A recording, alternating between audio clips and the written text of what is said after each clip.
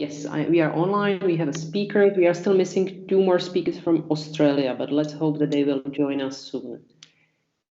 Yep. Okay, perfect. So good day to our dear speakers and online participants. I would like to welcome you to our annual workshop called Mapping China Print in the World, Volume 3. This year we had to meet online due to the COVID-19 pandemic, but we hope that our cooperation will help us to win over all viruses and meet in Prague face-to-face. Our debate is organized by non-profit Projekt Sinopsis, organization Acamedia, and co-organized by the Orientální Institute of Science. Before we start, let me inform you a bit about our program. Today we are going to have 2 panels. Each is going to last approximately 2 hours. Each speaker has 15 to 20 minutes, and after their presentations, there is 1 hour for discussion between the panelists and questions from registered guests. Please, if you have any questions, write or and send them to our chat channel. Also, if you have any technical issues, please contact us via chat and our IT team will help you. We are going also to continue.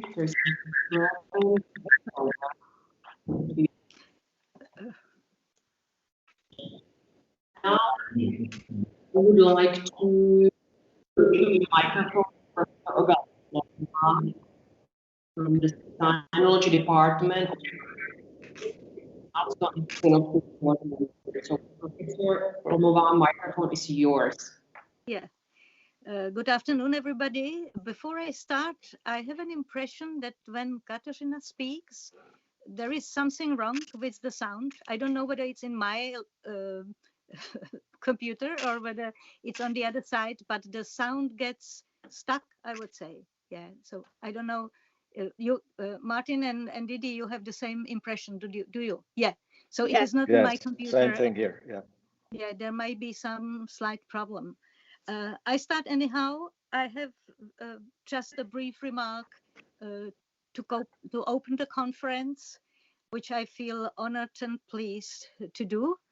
I want to say a few words about the Sinopsis project, just introducing its main purpose, perhaps briefly its history, and how it fits into my or our academic work and the activities of the Department of Sinology at the Charles University in Prague. As you know, it is a collaborative project between this non-profit organization Acamedia and the Department of Sinology.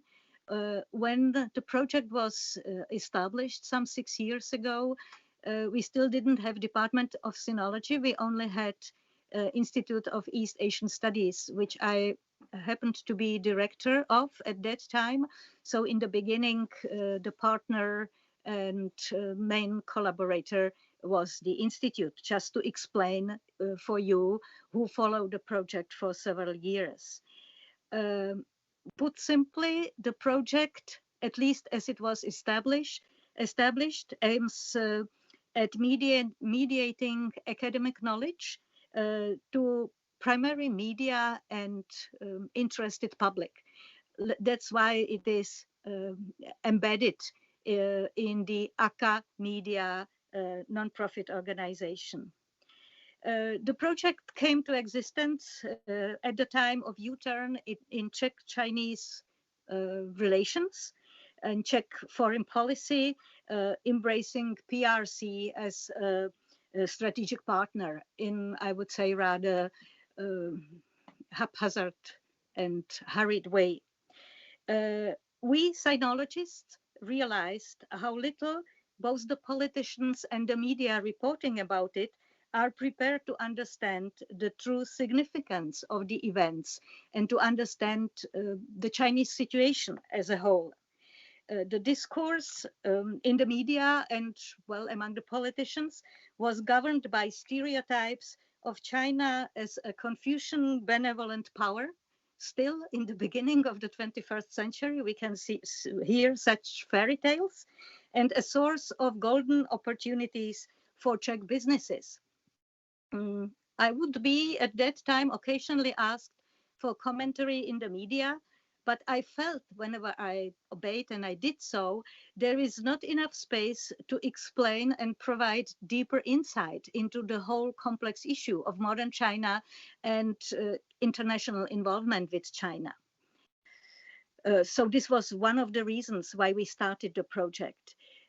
At the same time, the project like Sinopsis, which bridges academic knowledge and general public or the discourse outside of the academic sphere, also responds or corresponds to broader trend in area studies and academia in general. I have on my mind what we call in Czech Republic the third role of the university, which is in British universities called outreach, and I guess differently, but with the same meaning, is mentioned in other academic environment as well. It also corresponds, I mean, the endeavor and the topics we work on and we try to develop correspond also to recent changes in understanding of our academic field itself, which should go on in some of its traditional outlines, but is adapting to new environment. And I have on my mind solid philological knowledge as the basis of any discussion about China, and also broad background in history and culture, two things indispensable for understanding properly current situation in China, current society, politics, etc., etc., and also to give well-informed suggestions for the policymakers, and engaging this solid knowledge of, let's say, sinological knowledge with contemporary issues. And of course, the new sinology discussed some years ago comes perhaps to your mind, but similar trends are observable again in other universities as well.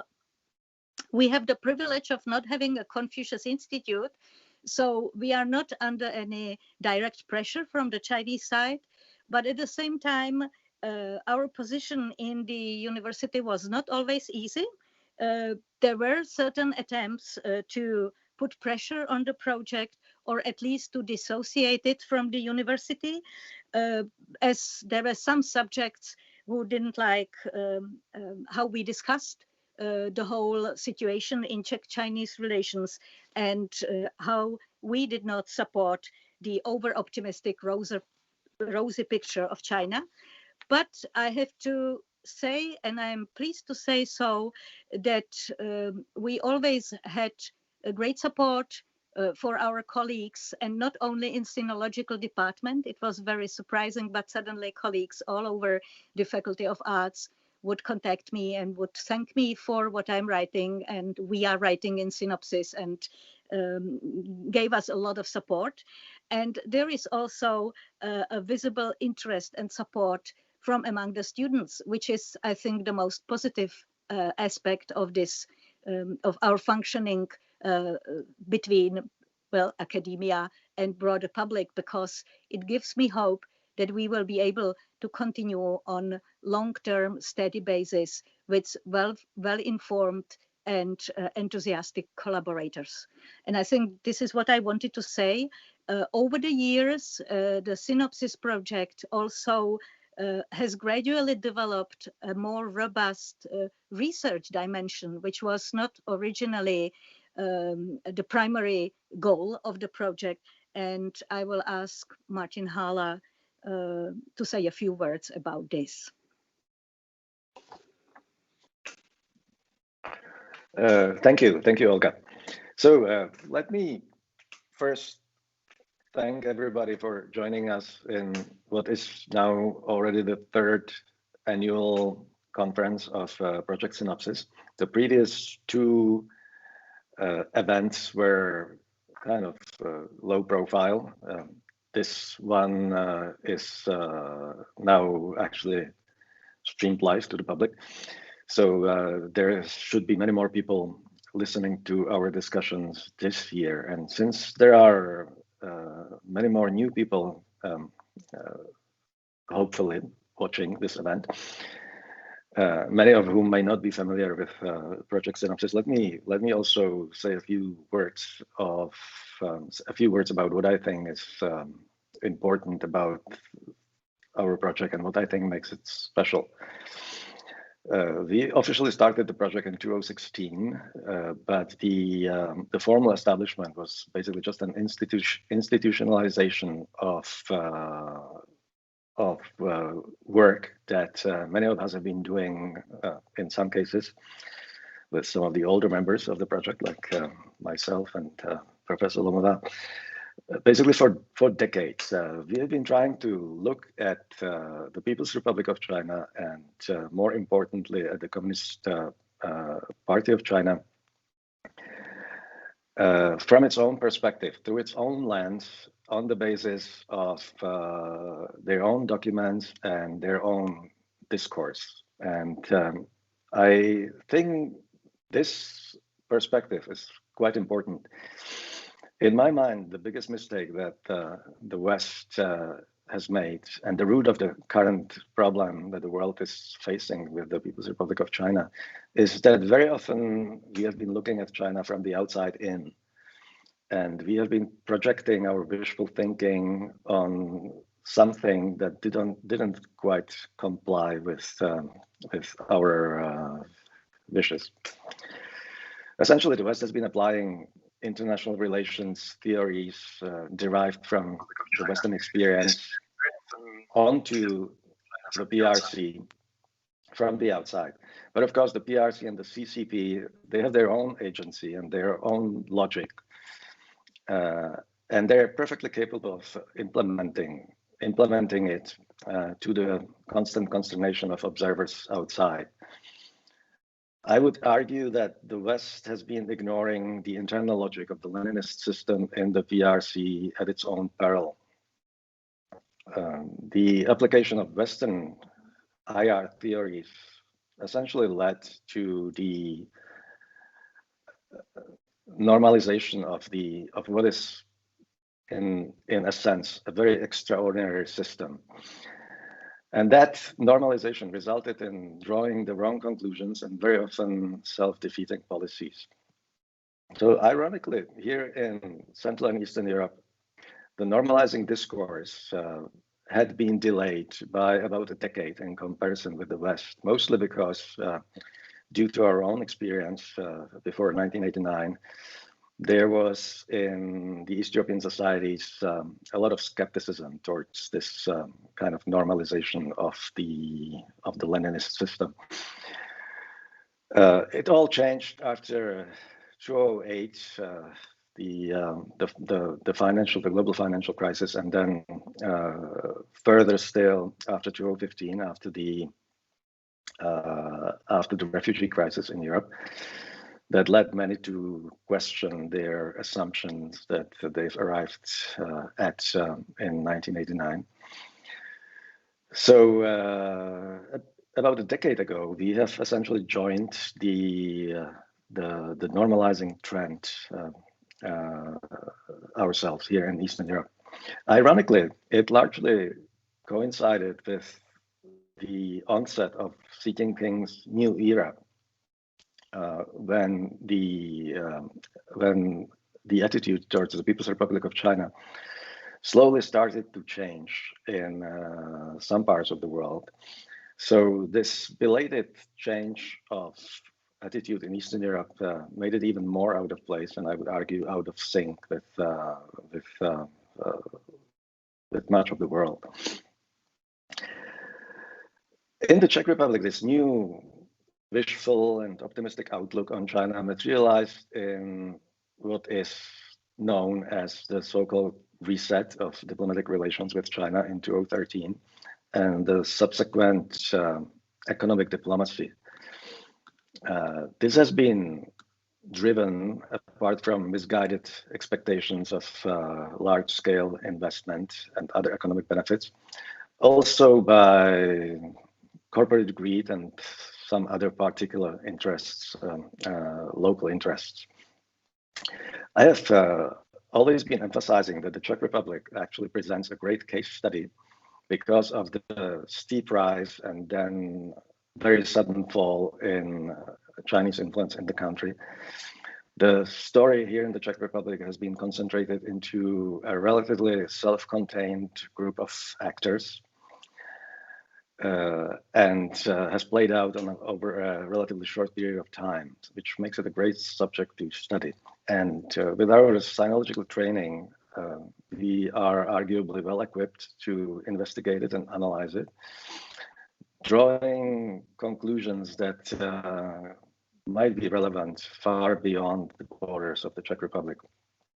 But we not only analyze and describe the situation, we have also been trying to communicate it. And this is one of the distinct characteristics of the project, that since the beginning, we have been working very closely with the mainstream media to get the stories out where it matters, to impact the public discourse, because there's quite a bit of knowledge in the academic and think tank world about contemporary China, but it doesn't always trickle down to the public discourse where it is badly needed.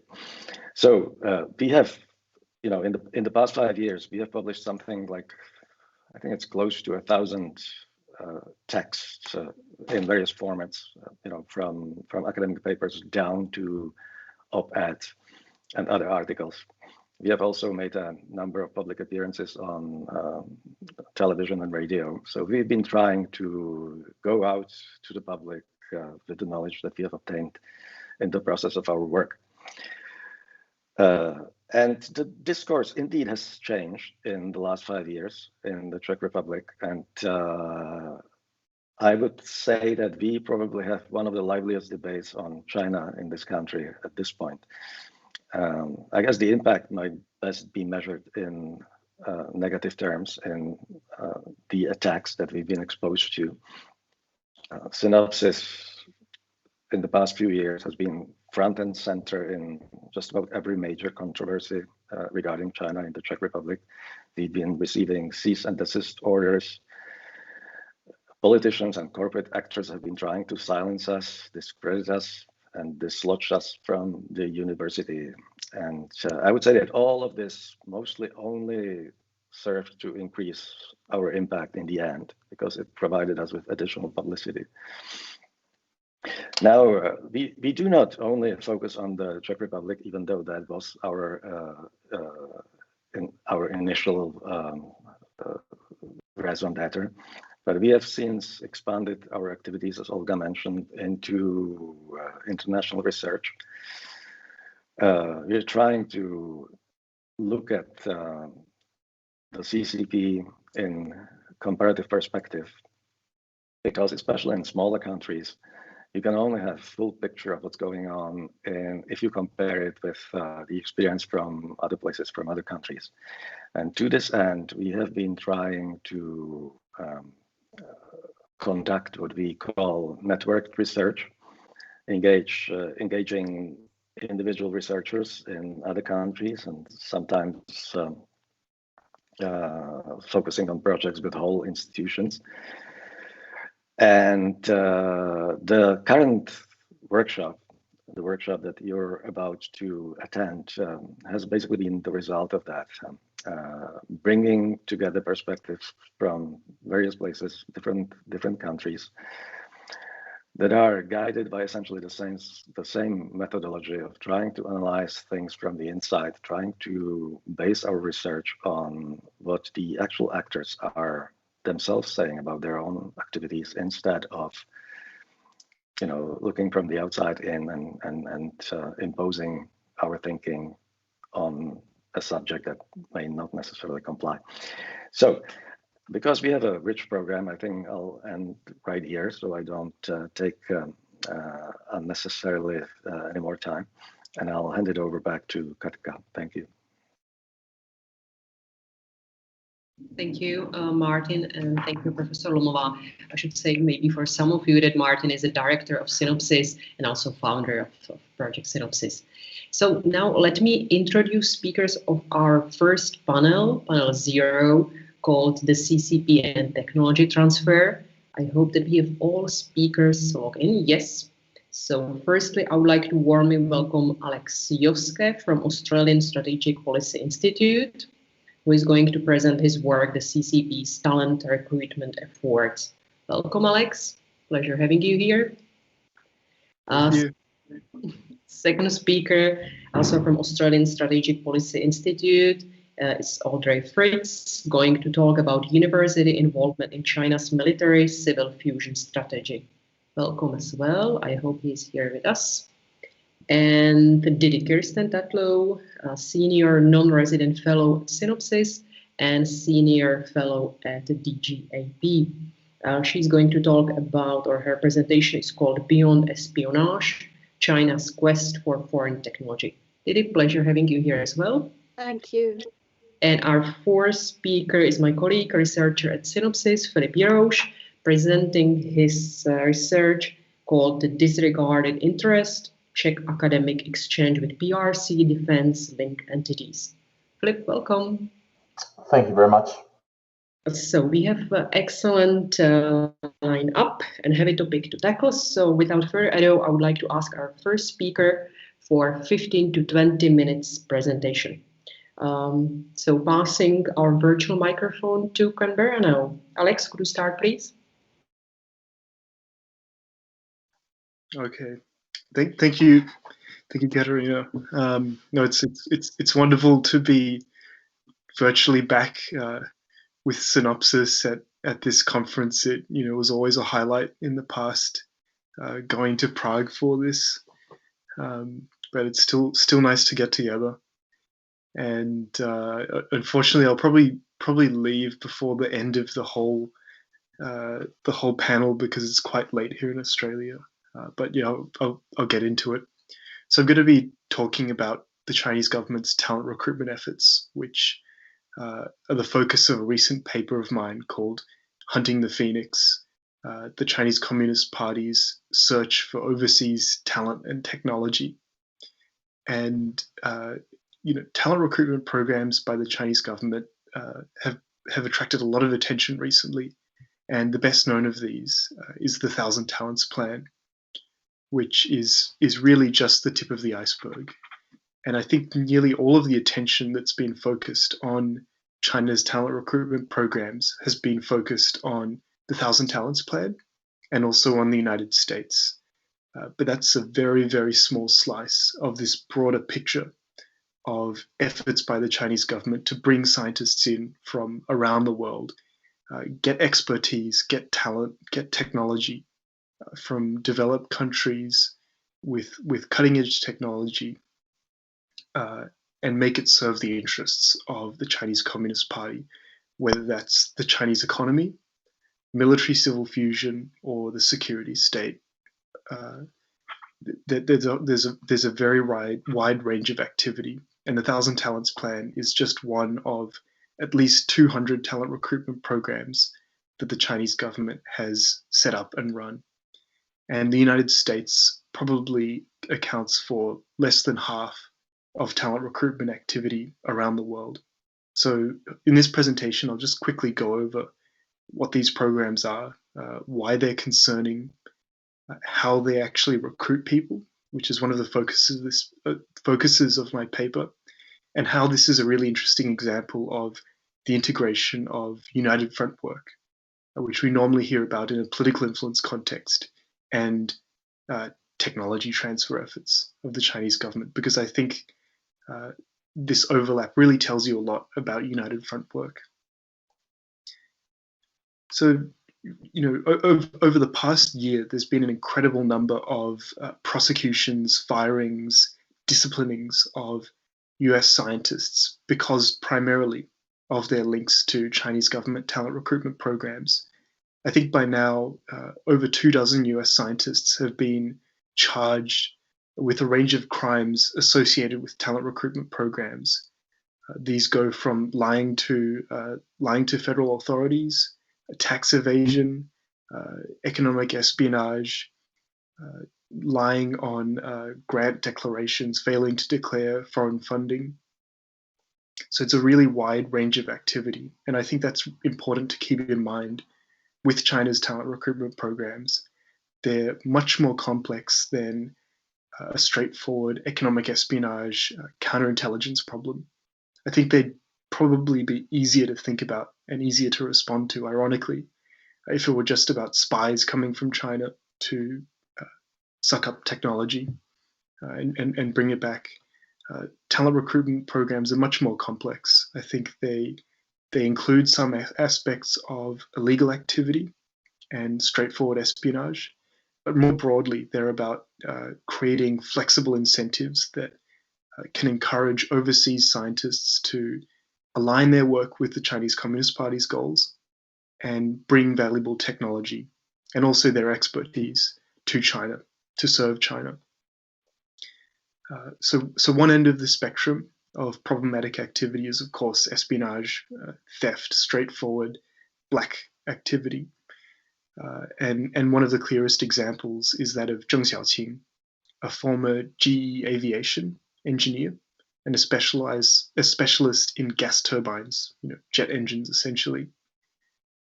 He was recruited to the 1,000 Talents Plan to work in AVIC, the Chinese military aircraft manufacturer, while he was still working for GE Aviation. He didn't declare this. He also set up a company in China, in fact, 2 companies, commercializing the same kinds of research that he was doing for GE Aviation. And somewhere along this process, he was also, it seems, recruited by the Jiangsu State Security Bureau, which is the Jiangsu branch of the Ministry of State Security, China's foreign intelligence and counterintelligence agency.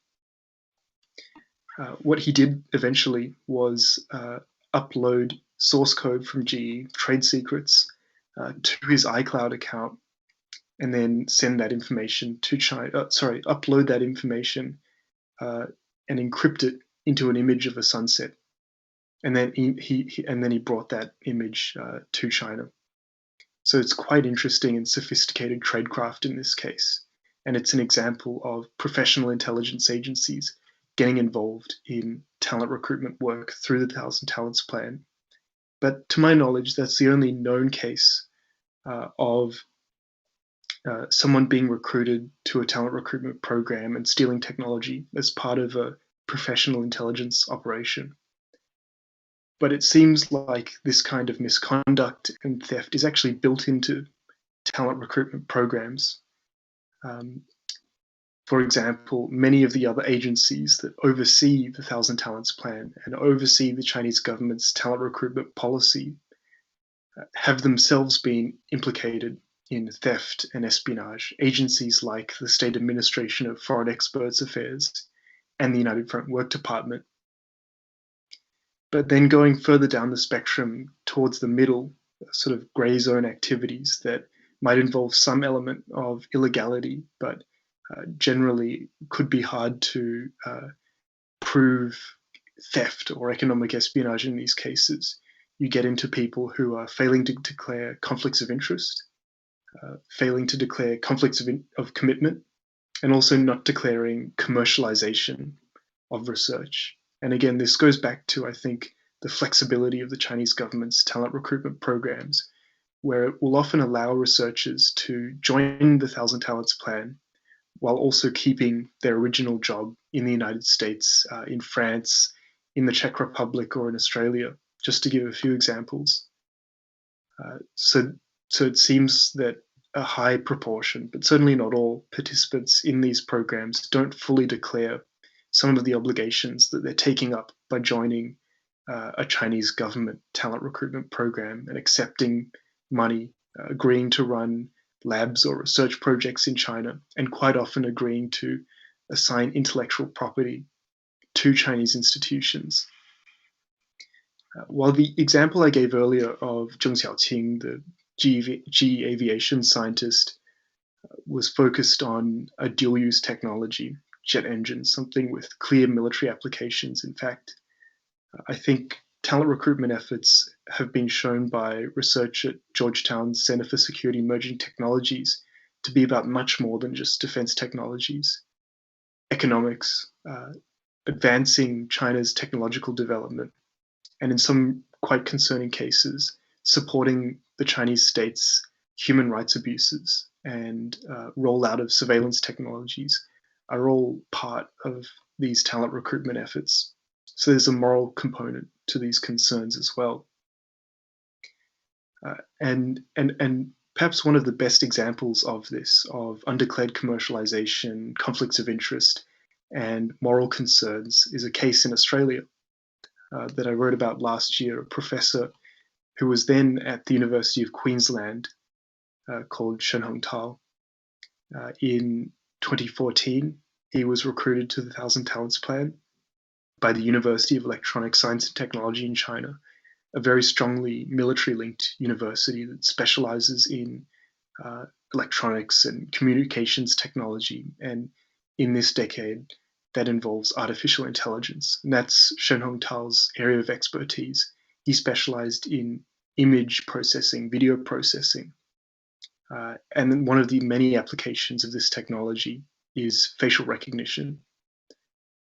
After joining the 1,000 Talents Plan, while also being a professor at the University of Queensland, he set up a company in China called quite cutely Koala AI, but it was a facial recognition technology company selling surveillance technology to China's Ministry of Public Security, working, in fact, in one case directly with the Public Security Bureau.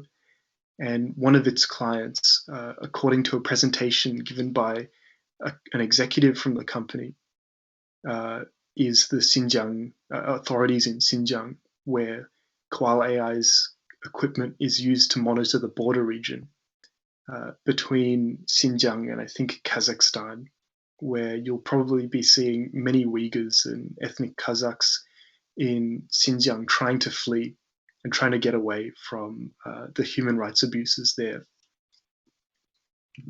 Later it emerged that, according to the University of Queensland, this professor hadn't declared his intention to commercialize research. He hadn't declared any of these conflicts of interest.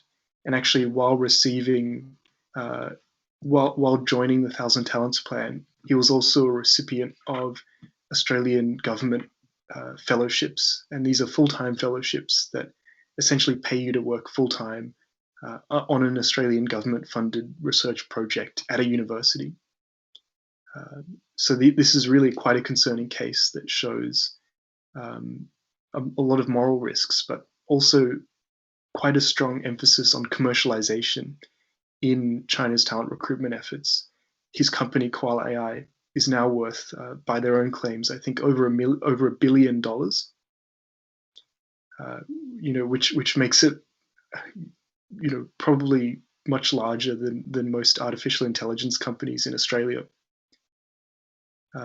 And at the very beginning of that process of setting up his company and growing it, he received funding from companies, from startup funds linked to the 1,000 Talents Plan itself, because there are dedicated venture capital structures tailored to match the needs of the 1,000 Talents Plan and facilitate commercialization by participants in China's talent recruitment programs.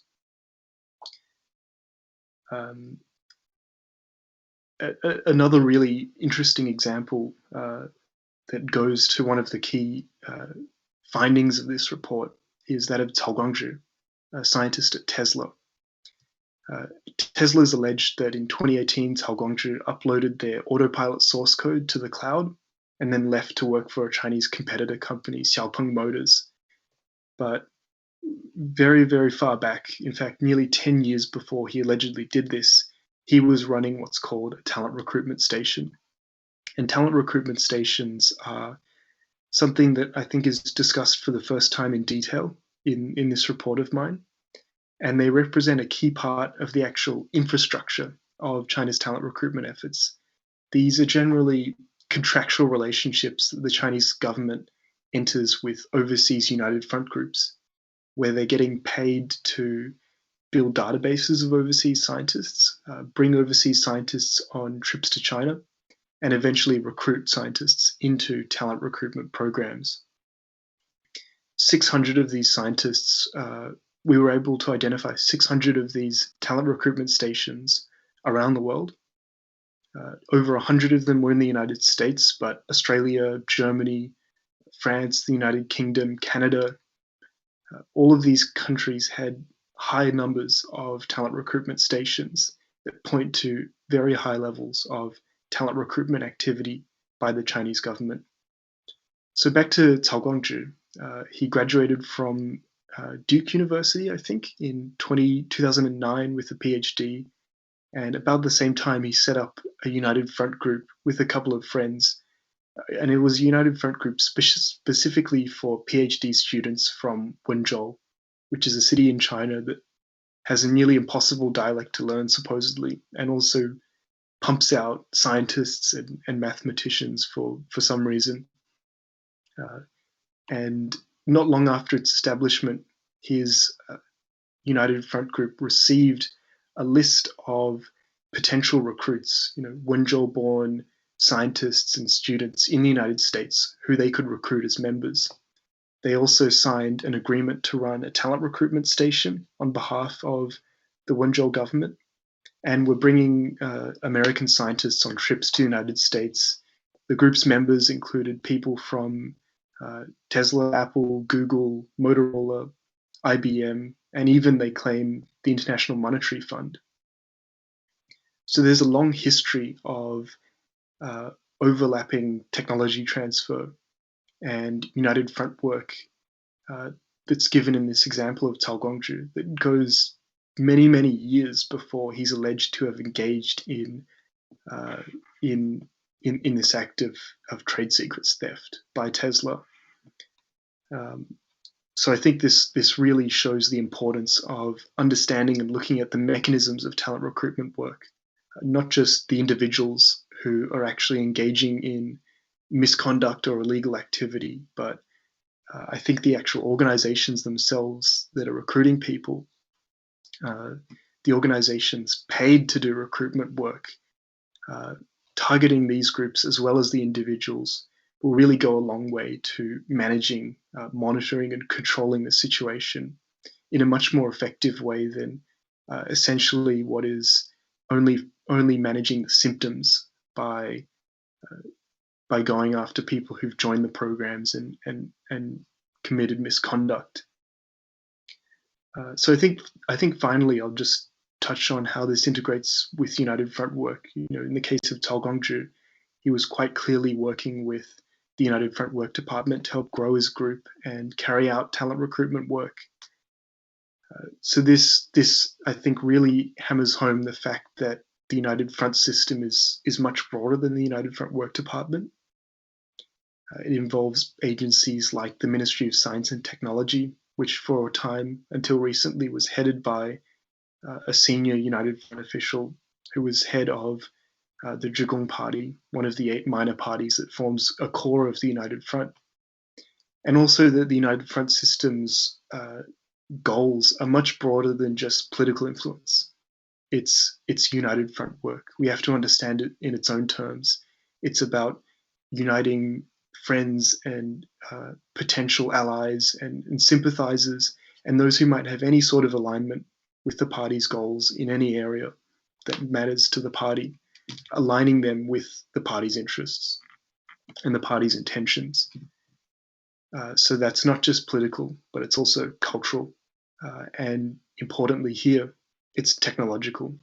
So we can see in some cases the same groups and individuals, for example, with lady baits in the United Kingdom, which Clive Hamilton wrote about in his recent book, the same individuals who seem to be involved in the political side of United Front work, also involved in talent recruitment and technology transfer work. So the same infrastructure can be mobilized for a whole range of purposes that's useful to the party. And I'll leave it there. Alex, thank you very much for your presentation. We will have a discussion after this, but now I will give a floor to Audrey Fritz. I hope that he's online. also from Australian Strategic Policy Institute. Audrey, hello. I will pass the floor to you.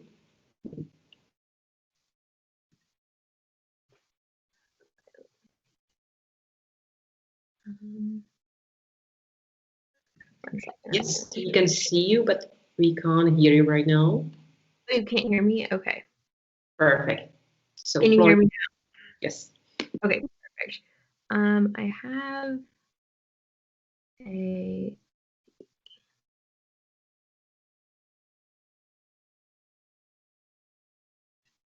here we go. Okay. I have a little presentation sharing. Okay. Can you all see the presentation okay? Yes, it's perfect. Okay, wonderful. Okay, so yes, I will be sort of talking about military civil fusion and the sort of role that universities play in the military civil fusion strategy.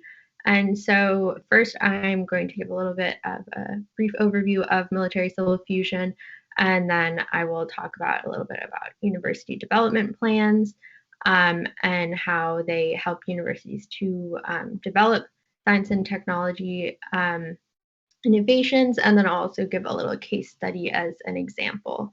And so to start off, military civil fusion can be defined as a strategy that strives to reinforce the People's Republic of China's ability to build the country into an economic, technological, and military superpower by leveraging the country's military and civilian industrial science and technology resources. And so the strategy is really aimed at promoting the sharing of resources and collaboration in research and applications, and this essentially ensures that the mutually beneficial combination of economic and national defense development. And so the concept of MCF is not new under Xi Jinping. The concept actually first emerged under Mao in the form of Zhenmin Jiangu. And so this is sort of where Mao promoted a strategy for developing military and civilian dual-use equipment. And so the term that is currently used for MCF, written here in Chinese, made its first appearance as a guiding principle in Hu Jintao's report on the 17th Party Congress in 2007, where Hu urged the country to, quote, take path of military civil fusion with Chinese characteristics. And so this translation of MCF was also not used until 5-year plans until the 12th 5-year plan in 2011. And so prior to this usage, the term civil military integration had been used, but by the time we start looking at the 13th 5-year plan, MCF in the translation that we look at is exclusively being used instead of the translation for civil military integration, which sort of suggests a shift in the government's promotion of the strategy. And so by 2015, Xi Jinping formally elevated MCF to a national strategy.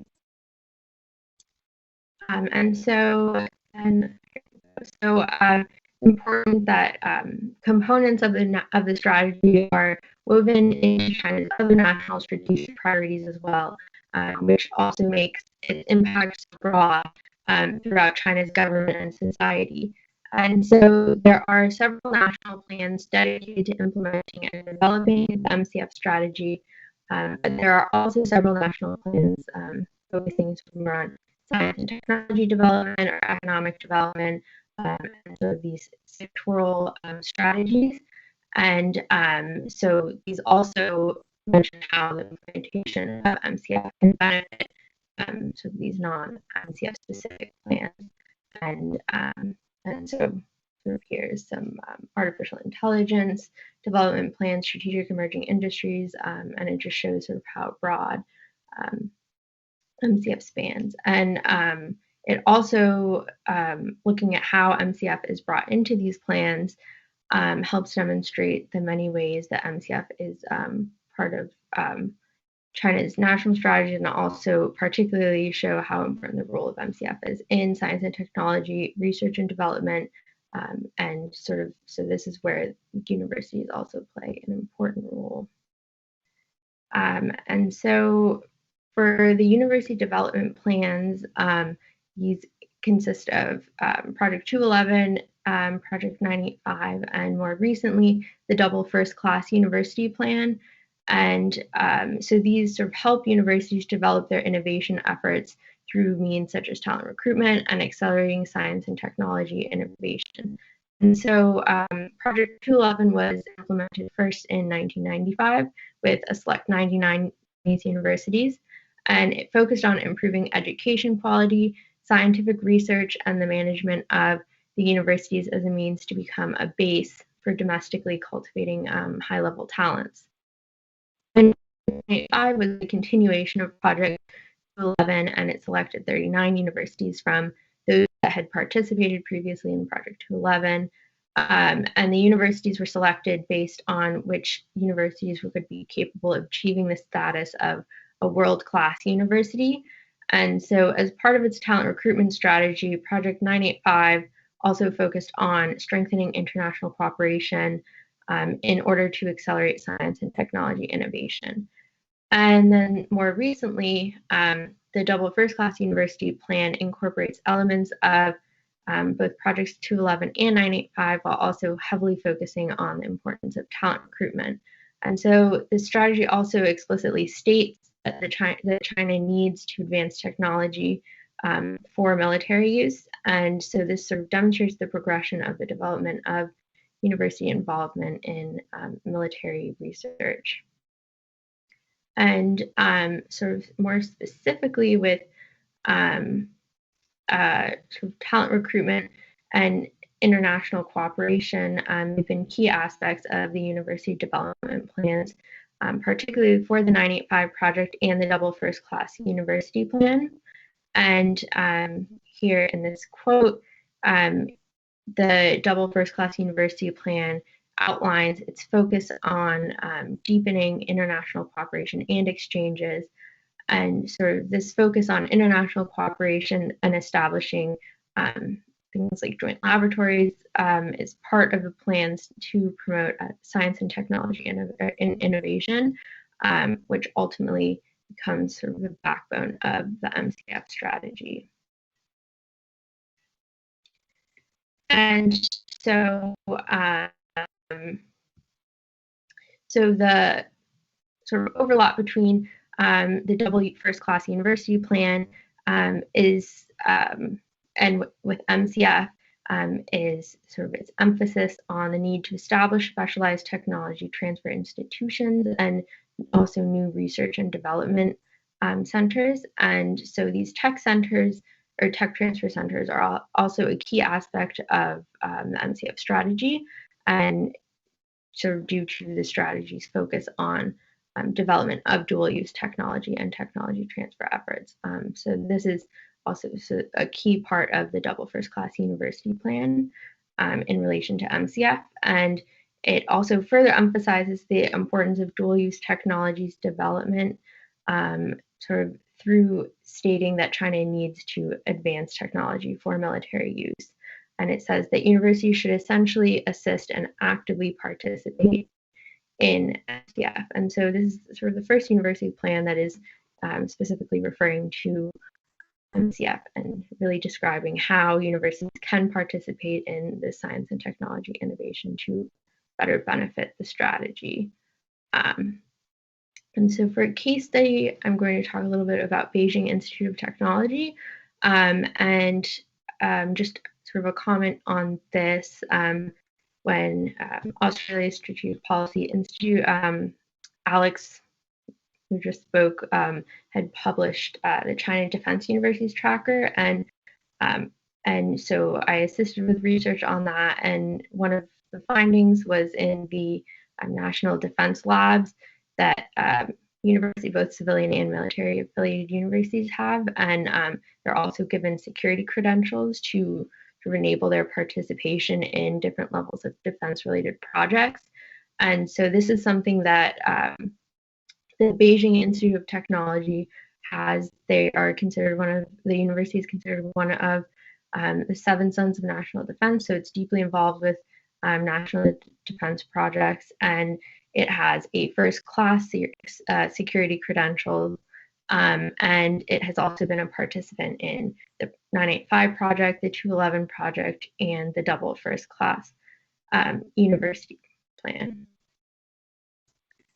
And so sort of to just outline its role, the different aspects that it contributes to MCF.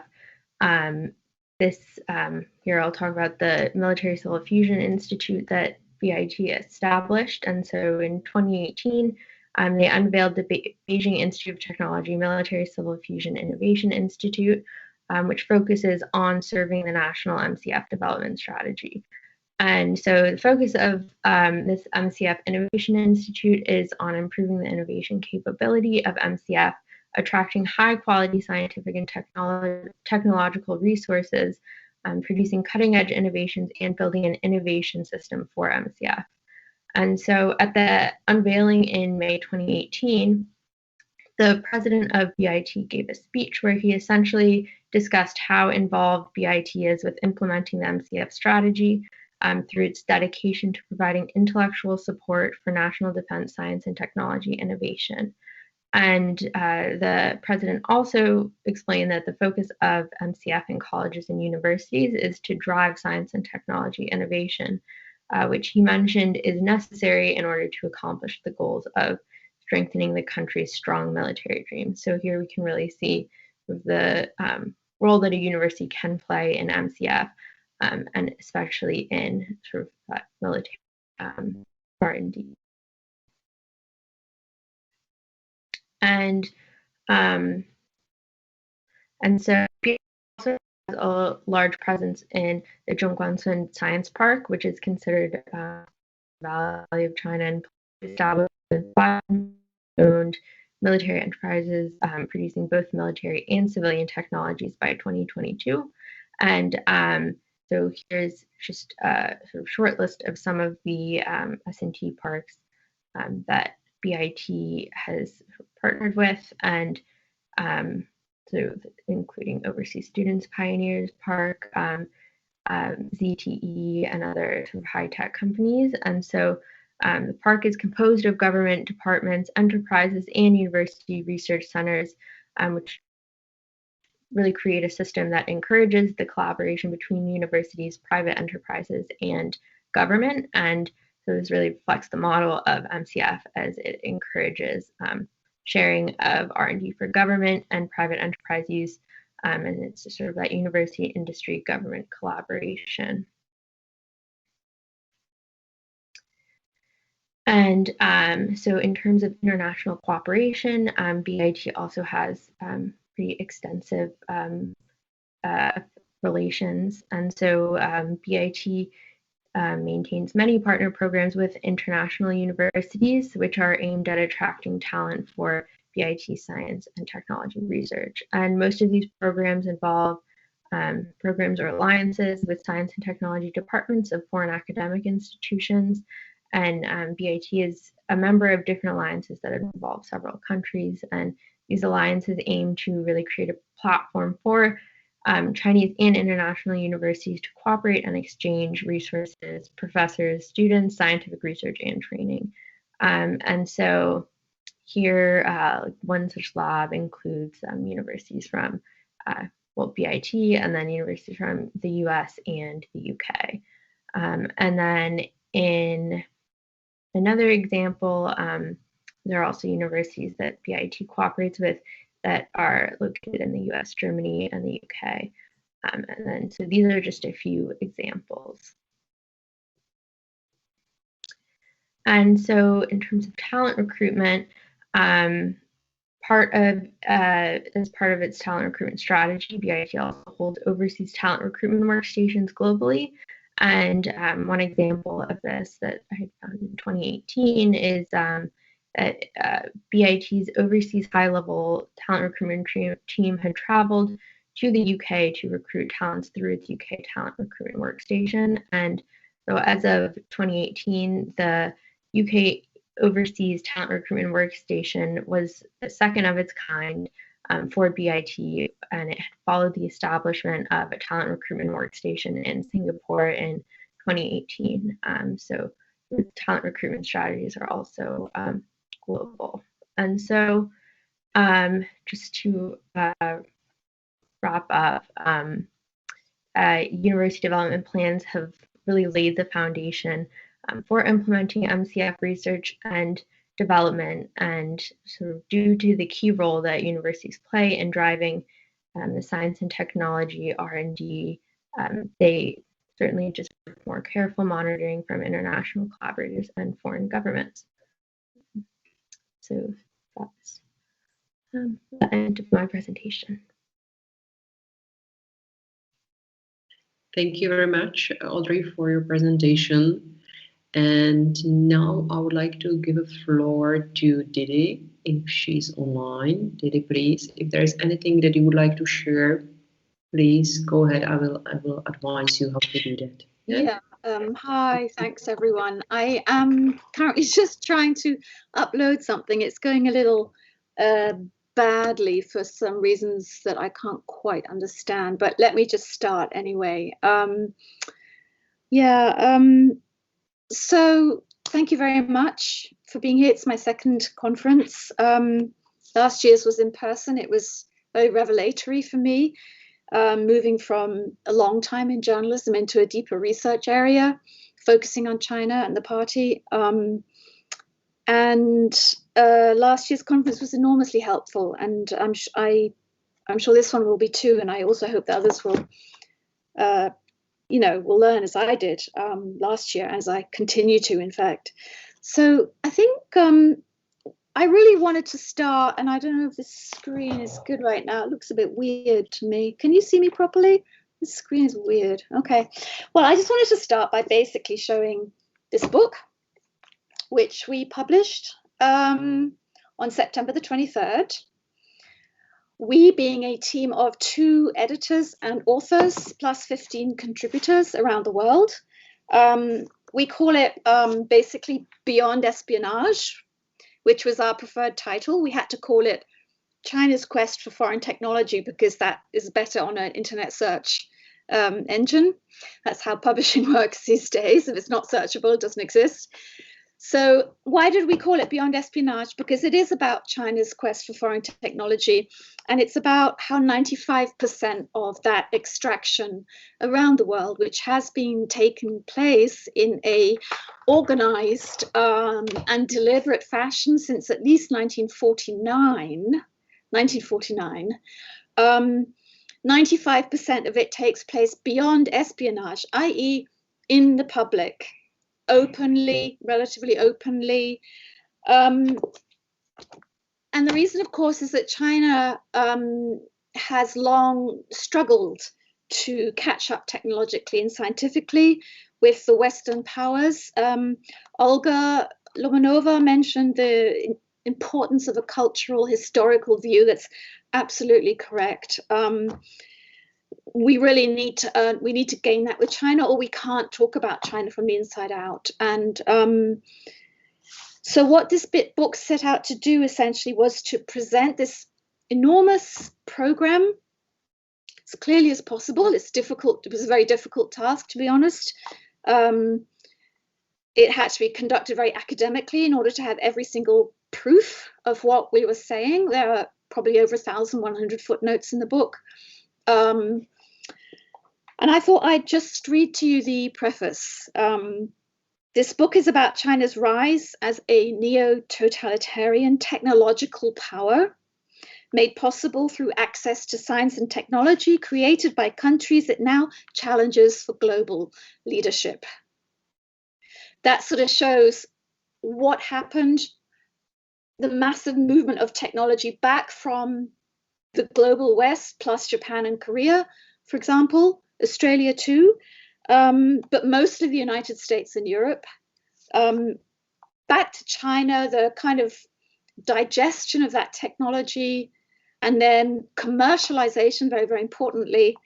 And overwhelmingly, the way that this has happened, according to the language that the party uses, is 以多种方式, through all means possible, or through many means possible. So that really encompasses the whole gamut of the hundreds of thousands, perhaps 1 or 2 million Chinese students who have gone overseas, who've become professors, who've become professionals, who have learned in class, who've gone back or not gone back, have sent their knowledge back. That's the one end of it. The other end of it, of course, is absolute outright espionage and all the things in between. Let me quote again from the preface. Since 1949, a vast, deliberate and unique system of foreign technology spotting and transfer has operated in China and overseas for China. Very little of it is secret. The projects are described in party and state documents, announced in the media, in Chinese mostly, and executed in venues that are, broadly speaking, not hidden from the outside world. And what this is all about, of course, is make the West serve China, 中体西用, very old issue that began 160 years ago in China now, maybe in 1860, something like that. 1870, when the first Chinese students went to America to study. We're talking 150 years now. So, everything that's in this book kind of encompasses the things that the speakers before me have spoken about. I think, there have been many phases. We touch in the book also on the fact that China is happy to occupy this position of perhaps not pursuing the basic science, the creativity, the innovation to the same extent, and certainly not in history to the same extent, that may be changing today, as people have in these sort of post-Enlightenment societies of the West, but to kind of take home, commercialize, adapt, turn it into a lot of money. And that's the process we're seeing now, with all the companies coming back out and talking about the Huaweis, the ZTEs, the TikToks, the WeChats, the Alibaba, the Anthis, and, all these kinds of companies.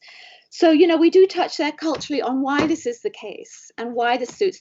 The key point, of course, is that it enables the Communist Party to stay completely in control of its own culture and society, while gaining all the benefits of the kind of the chaos that comes with the kind of creativity of Western societies and notions of individualism, self-exploration, self-expression. And it is chaotic, and there is a high price to pay for these kinds of societies.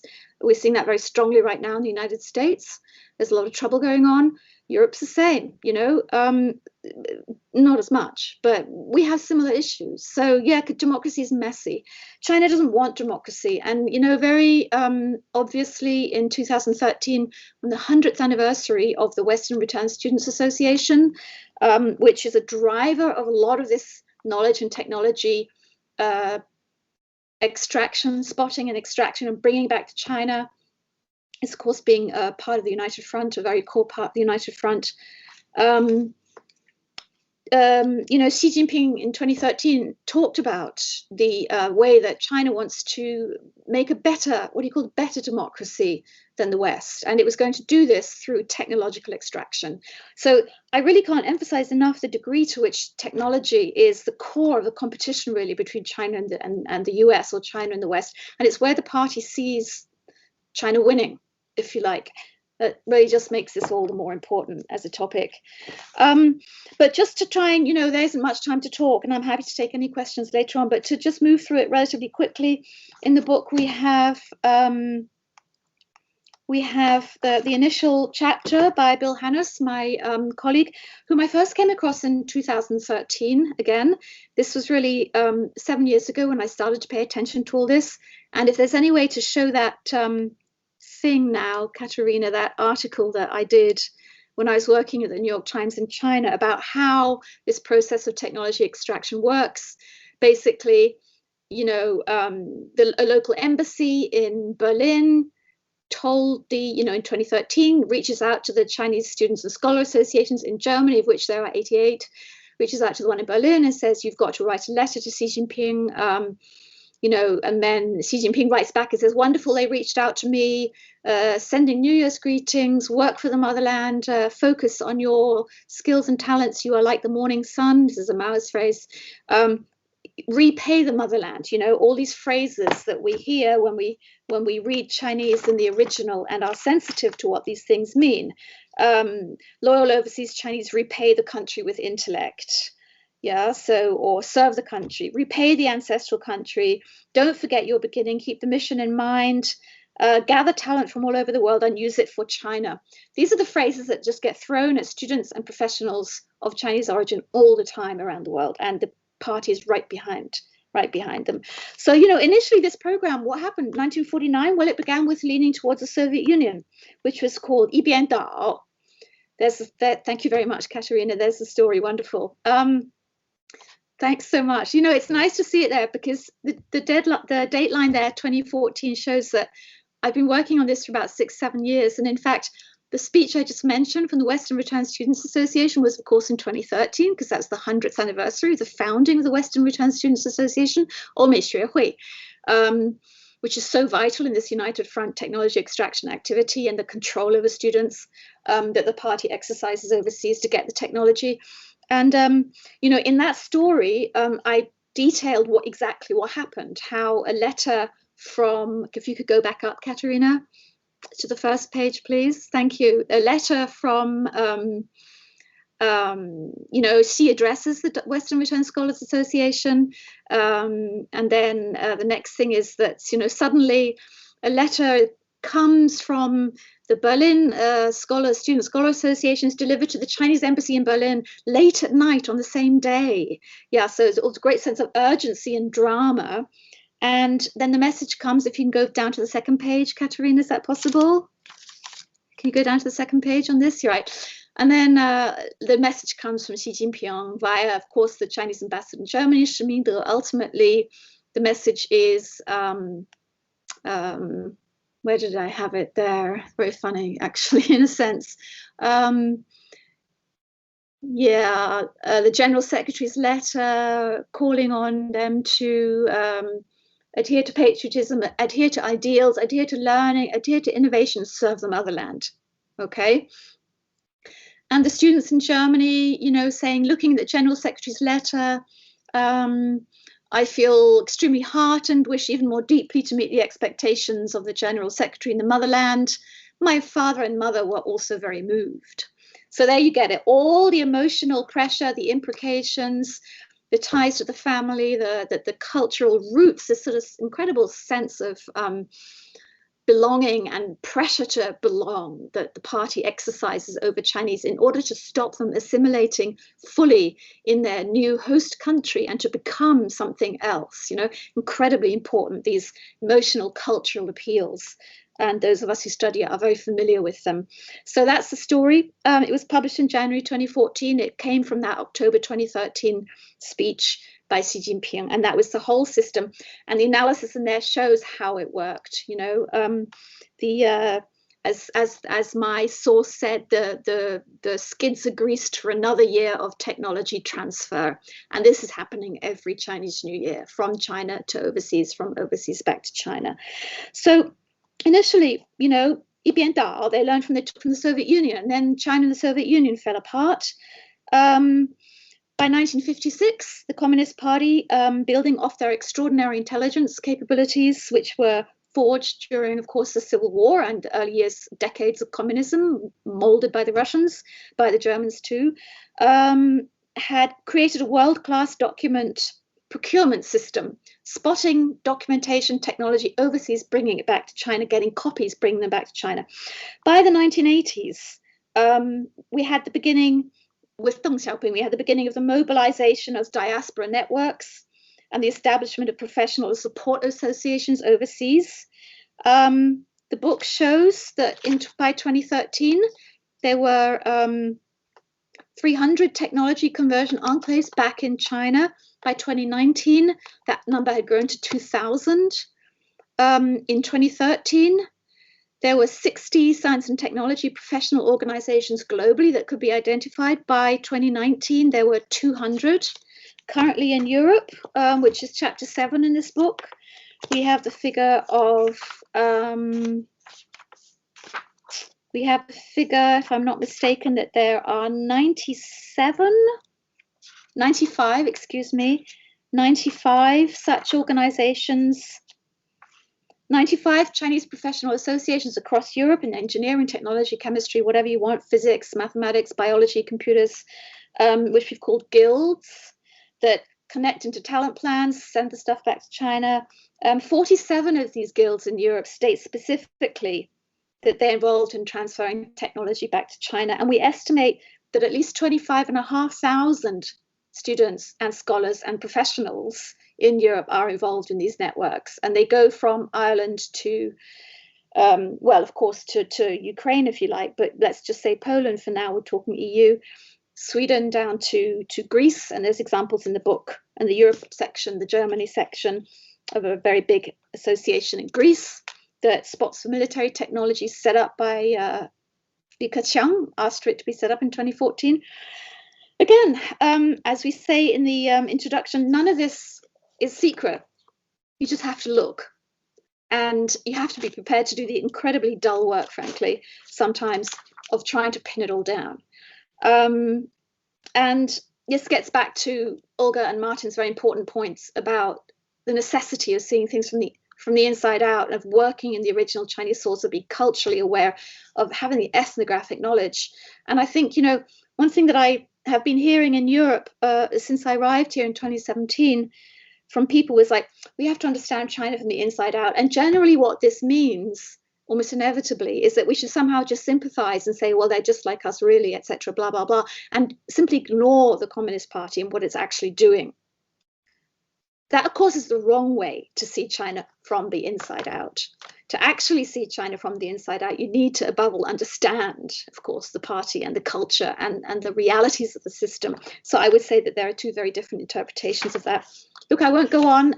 There is a lot in this book, and but I wanted to mention one issue that's very close to my heart, because what I see now today in the US is a growing awareness of this problem, still stunning ignorance as well, but also some awareness. You know, every day the FBI opens 2 cases related to China. Many of them have to do with technology transfer, which has been carried out by very, very large networks in the US as well. Now in Europe, we are far behind. And you know, we're not just far behind in terms of awareness, but we're also apparently incapable of applying any law enforcement to this problem. So in our conclusion, we have a lot of suggestions that were gained from talking to a lot of experts. And I wanted to talk about 3 penalties that we've suggested, because I think the time for action has long passed. We really should be doing a heck of a lot more. One of them was that we need to replace the indiscriminate tariffs that the US government, and potentially Europeans, I suppose, although I doubt that'll happen, are, you know, imposing on China with targeted sanctions, targeted on companies directly involved in technology misappropriation. I think this is a smart move. Blacklist entities that seek critical host country technologies. The second major point, identify United Front linked organizations and personnel engaged in talent co-option or foreign influence operations, monitor their activities, expose their links publicly, very important, and if necessary, criminalize the behavior as state-sponsored adversarial acts. Now, this is just kind of logical, actually, because, you know, at the end of the day, this is a foreign government. It's the Communist Party of China that is organizing and pulling the strings behind a lot of this behavior. Third point, broaden the scope of the Foreign Agents Registration Act, FARA, to include technical guilds, talent co-optees, that's a whole other section that we deal with in the book, and foreign transfer intermediaries serving foreign states. Bring in screening and identification mechanisms of these where they do not exist, such as in Europe. Again, pretty obvious stuff. Law enforcement. The problem we have in Europe is that this kind of law enforcement activity is extremely difficult to bring in. Member states don't want to do it. EU organizations are dependent on member states or weak. So I'll just wrap it up there. There's really far too much to talk about. I've got a lot of yellow post-it notes here that I wanted to mention, but I'll just leave it at that. Thanks very much. Thank you very much. Thank you for the presentation of your book. We are looking forward to getting here to Prague as well. And now I will pass the virtual microphone to Philip. Philip, I can see you that you are ready, so please, the floor is yours. Thank you very much. I'll be basically touching upon everything that's already been said, specifically on the Czech case. And if everything works fine, I might even share the presentation I prepared. Let's see. All right. Can you see it? Yes, perfect. Okay, great. So, basically, this comes as, let's say, a year-long research where we and the Czech radio looked into how the Czech academia is cooperating with Chinese entities, especially universities that have been flagged as risky or generally defense-linked by ASPIS research, mainly the China Universities, China Defense Universities Tracker, published last November, and then somewhat more what Alex has published recently, the Hunting the Phoenix report on talent recruitment, which is actually something that we already looked into a little bit, but that will still be actually coming up in a couple of few months, I guess. So the general issue is that that basically, as probably in many other European countries, which is something that Didi would know a bit more, and she's already touched upon it. Also in the Czech Republic, there's basically almost no awareness, or has been almost no awareness of the risks that actually come from cooperating with PRC entities, both from basically the political system and their close connection, often undisclosed, to defense research or even industry. So basically, Czech universities and also private companies and other institutions engaged in academic exchange basically treat PRC universities and other organizations as if they were standard sort of Western democratic kind of system bodies, but that's obviously completely not the case, as there's almost no academic freedom in China, and also because of the issue how it's often really complicated to distinguish where civil and military ends because of civil ends and military start, because of what Audrey described as she explained in her presentation on the military-civilian fusion.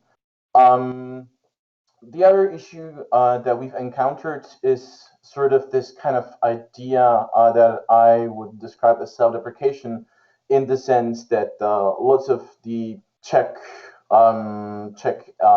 individuals and organizations we've contacted throughout the research and the survey have basically expressed view that the Czech Republic is completely small and that it's not interesting when it comes to research output, and that's simply why would the PRC military, or generally the defense, the military industrial complex, would be interested in Czech technology. Where on the other hand, when we actually looked into it, we've seen that it's completely opposite, and that actually there's several declarations and several key and very, I would say, obvious evidence of PRC being interested in our technology, especially in the later years, nanotechnology, material science, drones, and robotics, where some of the departments, some of the universities are actually excelling even in international sort of standards.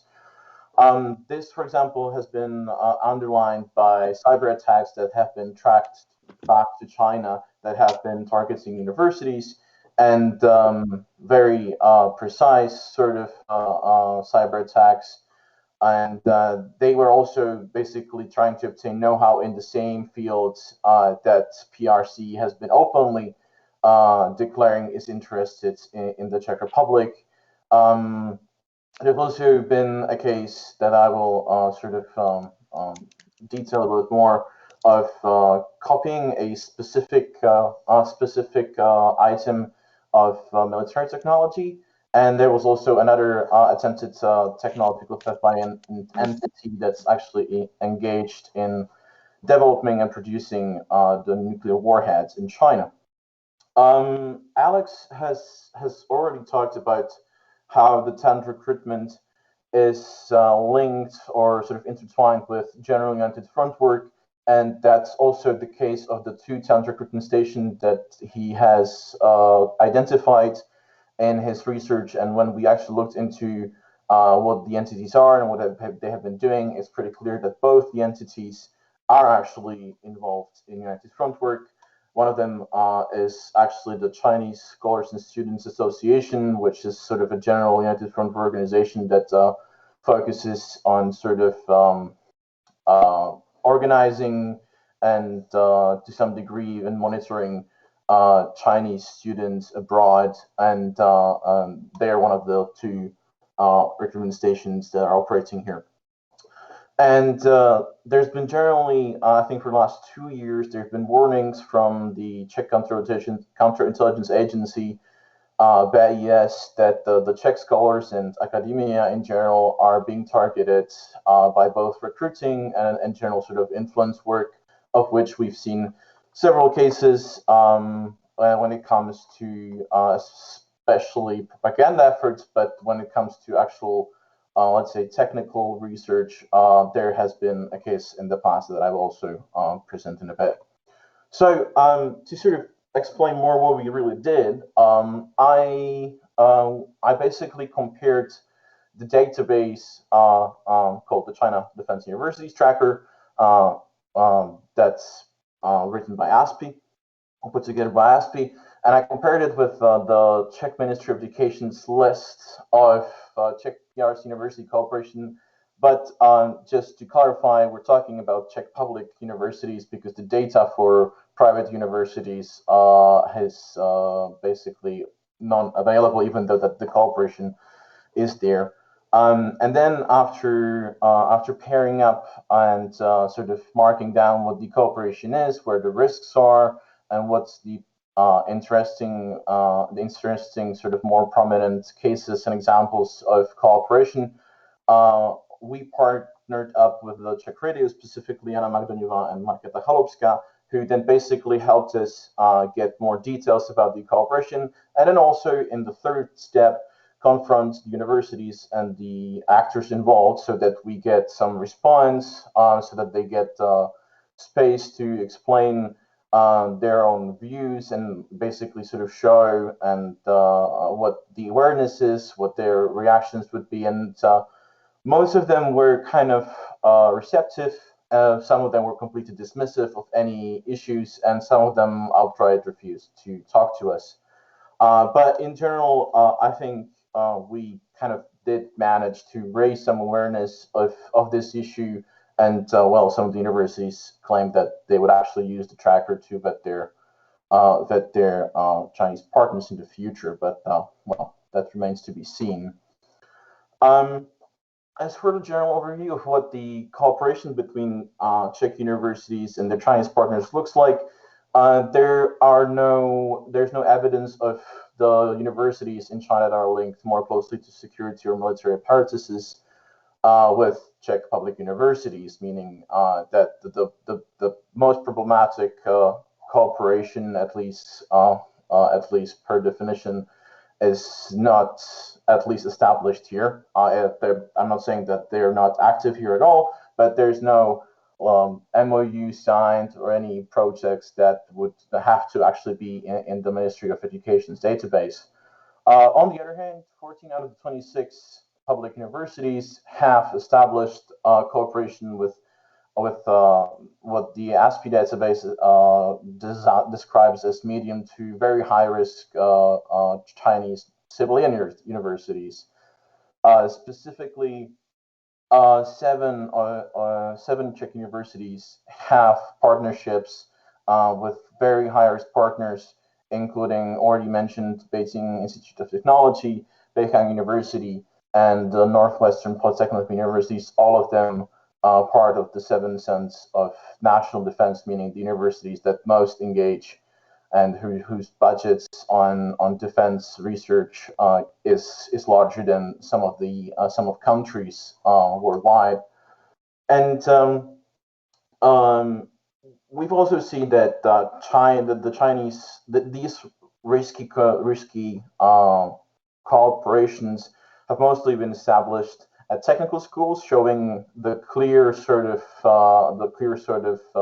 strategy of getting engineering and more the sort of more hard science sort of outputs and tech, possibly transferring that technology back to China. And with one exception, which is the Politických University in Olomouc, where the cooperation is much more prominent and much larger in scope than any other of the general universities, such as our own Charles University.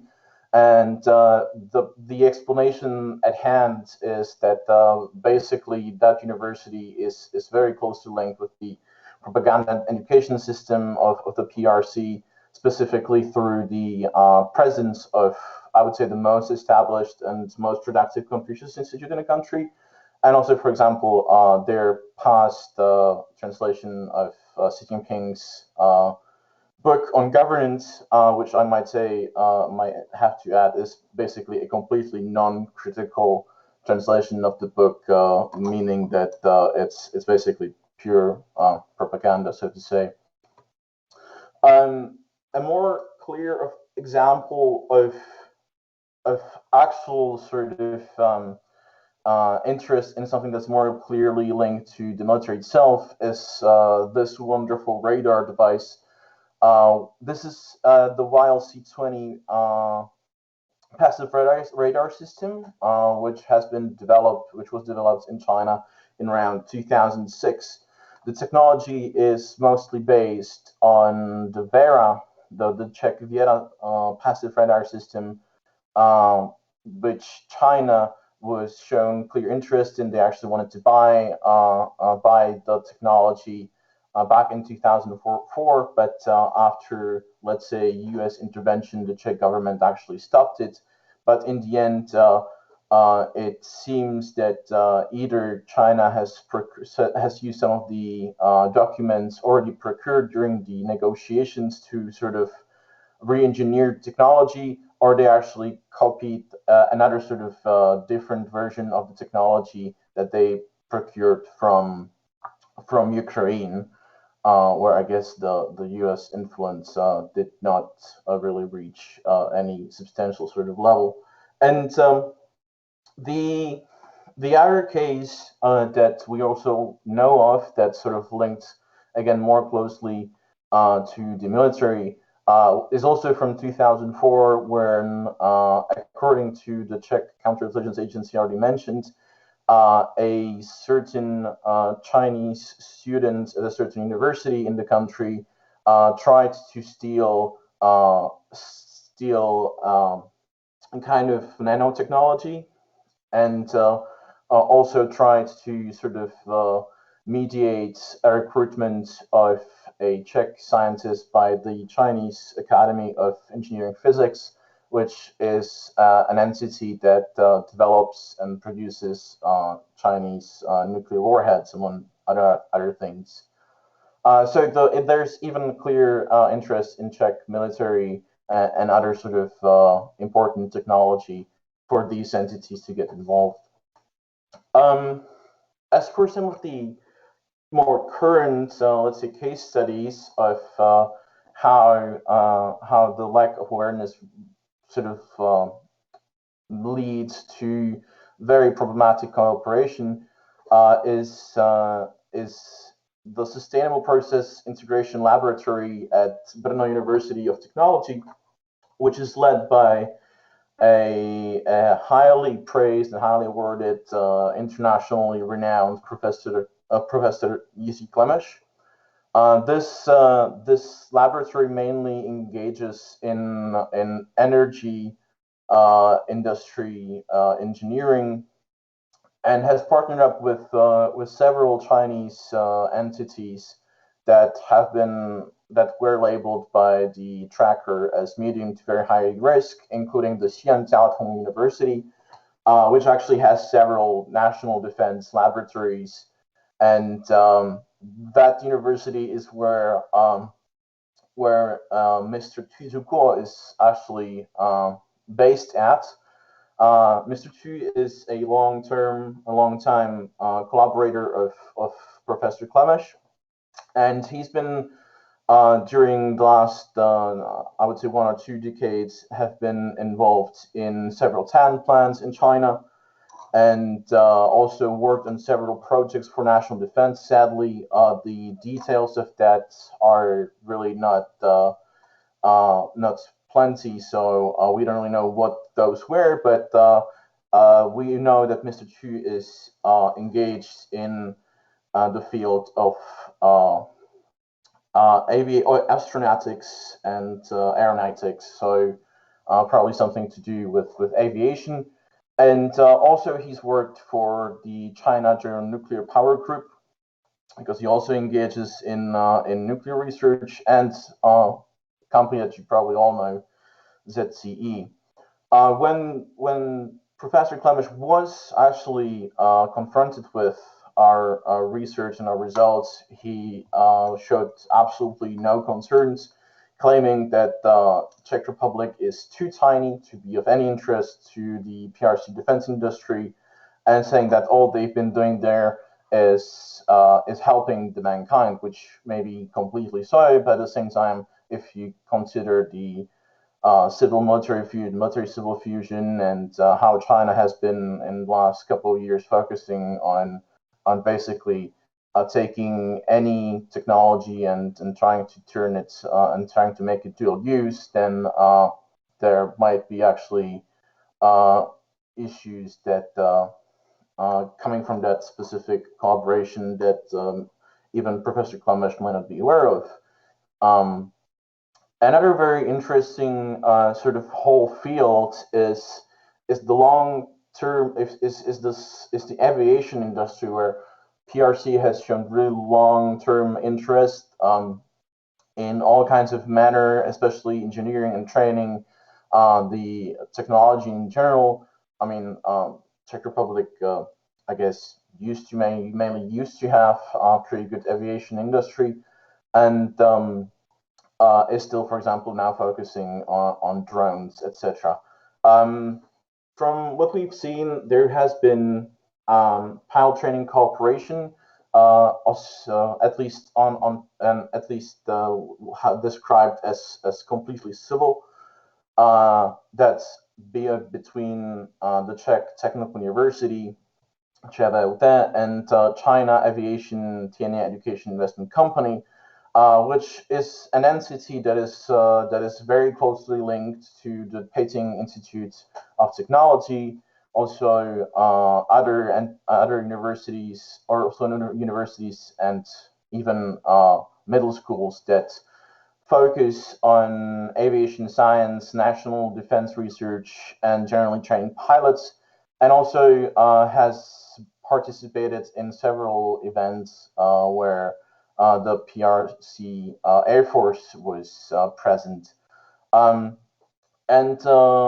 While there is this sort of academic cooperation overarching, we do have the entity has mostly been involved in this specific cooperation is a private entity called F-Air, which actually has very recently complained about the Czech Senate Speaker's visit to Taiwan, claiming that it's actually cost them business, because at this point, after 4 years of cooperation, the Chinese clientele is now basically worth 60% of their income, which is several millions of US dollars, showing again how the dependence on Chinese business partners can be problematic and can translate into actual politics, even on our side. Czech Technical University also is cooperating with the Chinese Society of Aeronautics and Astronautics, which often organizes defense-themed events for students and scholars, including recruitment events with the PRC Air Force. And this entity and its partners have been sending students to study in the Czech Republic, at least according to your reports. So again, whilst this is all presented as civilian and nothing to do with security or military, it's pretty clear that the entities that are involved on the Chinese side actually have links to the military, and that makes it problematic and something that the Czech partners should be aware of and try to actually make sure that it is indeed just purely civilian. As the sort of results of the survey showed, most universities showed complete lack of awareness of the issues. Some of them even attested to basically signing MOUs with their Chinese partners without even reading the actual document because the document was in Chinese. On the other hand, some of the universities already acted upon this and actually canceled some of the cooperation with the risky partners. Some said they would use it in the future, whilst, for example, the Technical University of Ostrava refused to comment or even respond at all when asked about their problematic cooperation, specifically specifically through their Czech-China Center, where they're actually participating in a talent program in China, probably through a certain person. So in conclusion, it's pretty clear that even a small country such as the Czech Republic can be of interest to Chinese quest for technology, especially in niche fields such as nanotech, drones, and other material science. And the universities simply just need to get their act together and actively vet their partners, do their due diligence, and don't just rely on the security apparatus to do their job for them. So thank you very much. Perfect. Thank you very much, Philip, and thank you to all our speakers. And now we have still 40 minutes for questions. We already got few through our chat. Please, if there is more, write them to our chat or via Facebook chat as well. The first one is for Didi. So Didi, let me read the question for you. The question is about does sharing the fruits of free thoughts in the universities and the democratic world with an authoritarian state violate the principles if it strengthens the political power of the communist regime? That's the question. Didi, please, if you can answer. Yeah. I mean, right now, that's certainly what's happening. And the reason is that we are not aware of what's going on. We're not monitoring it. We're not managing it properly, responsibly. Obviously, we can't and don't want to keep out Chinese students. I think that would be a great fail on our part, on the part of open societies. But we need to look at what they're studying, what collaborations are being signed by universities, by research institutes, even by companies. Who are the partners? You know, there needs to be a great deal more awareness of who's doing what, where, when, how, and why. And this is simply a body of knowledge and ultimately law enforcement too, and also legal reactions, for example, that we need to build up. So I've been tracking a lot of the stuff in Germany for a while now. And, you know, one thing that the great group here that organizes the professionals who, begin the talent pipeline in the Chinese Student Scholar Associations, and then go on and work with one of the leading German institutes, such as the ones developing the new lasers up in Hamburg at XFEL, or the guys in Switzerland who are at CERN, or say Heidelberg, where we have basically entire laboratories where most of the researchers are from China now. Now, this is a question of responsibility for the institution and organizers, for the people who run these institutions. And in my experience, they are completely unaware or in denial and don't want to know, don't want to face the realities of the sort of political system behind these individuals, and just want to pretend like it's all nice, democratic open house style sharing, which of course works in a narrow Western European or European context, but is really incredibly ignorant when it comes to dealing with China and the Communist Party. So no, I mean, we can't keep people out, but we do need to manage where they go, what they do, what they work on. And we need to be aware of all the organizations, the professional associations, the Federation of Chinese Professional Associations in Europe, and how they organize technology transfer, competitions, talent spotting, etc. That FCPAE, the Federation of Chinese Professional Associations in Europe, which does so much of this work here in Europe, is headquartered in Frankfurt. I've been there. It's like a cutout. It's like a fake premise.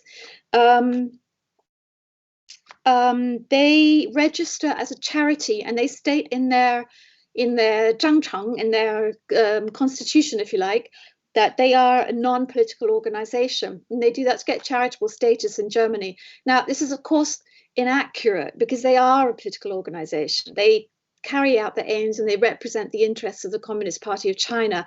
We must be absolutely clear about that. We need to force them to deregister and re-register as a political organization, and simply be transparent and clear about where they take orders from and in what interests they agitate. They work, they push, they plan, they organize, because the FCPAE holds events all over Europe. They had one in Helsinki, the last one was in Dublin, and they invite very senior United Front leaders from Beijing to come to these events, who then liaise with the embassy and liaise with all the students and make all these patriotic emotional appeals. And when you're talking about Germany, for example, you're talking about one of the major venues of technology extraction in the world. We've got really high level, massive programs going on here that we wrote a chapter about that in the book.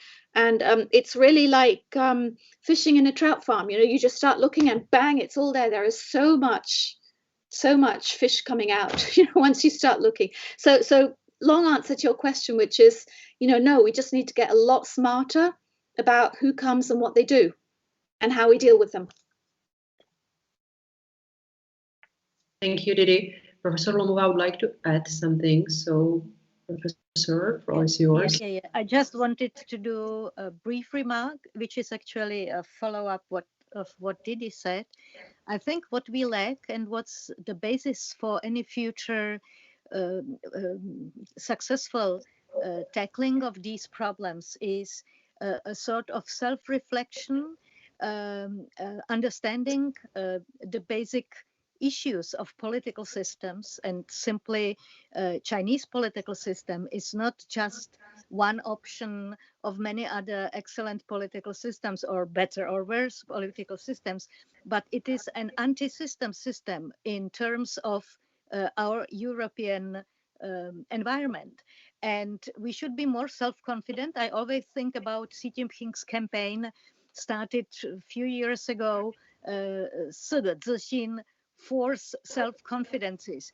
And among the self-confidences, prominence is in self-confidence of being a socialist country based on the ideas of Marxism-Leninism. So we should also build self-confidence and be aware that the political system in China actually breaks and has no scruples, doesn't care about any existing rules, good faith, etc., etc., because it is this very type of a political system. So this is, I mean, the duty of people who understand the political system of China to bring awareness to this. It is not just that some people may believe that democracy has also a lot of problems, and here we are having this socialism, which is, after all, for many people a very positive word, and we should really explain and make people aware of what kind of partner we are dealing with and how much we can trust this partner. And another level or another problem which we should be aware, I think Martin in his opening remark mentioned corporate greed, and I would mention university or academic greed. And this greed is very often also caused by financing, and universities generally never have too much money and will be never satisfied with more and more money, because this is what is needed for developing good programs and research and so on and so on.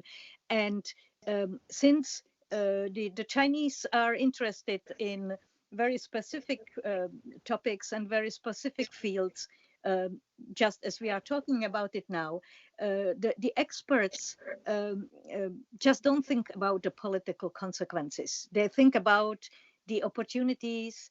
They are delighted to be able to serve the mankind, as we heard from Philip Yerosh's presentation, or simply just to have an opportunity to do their research.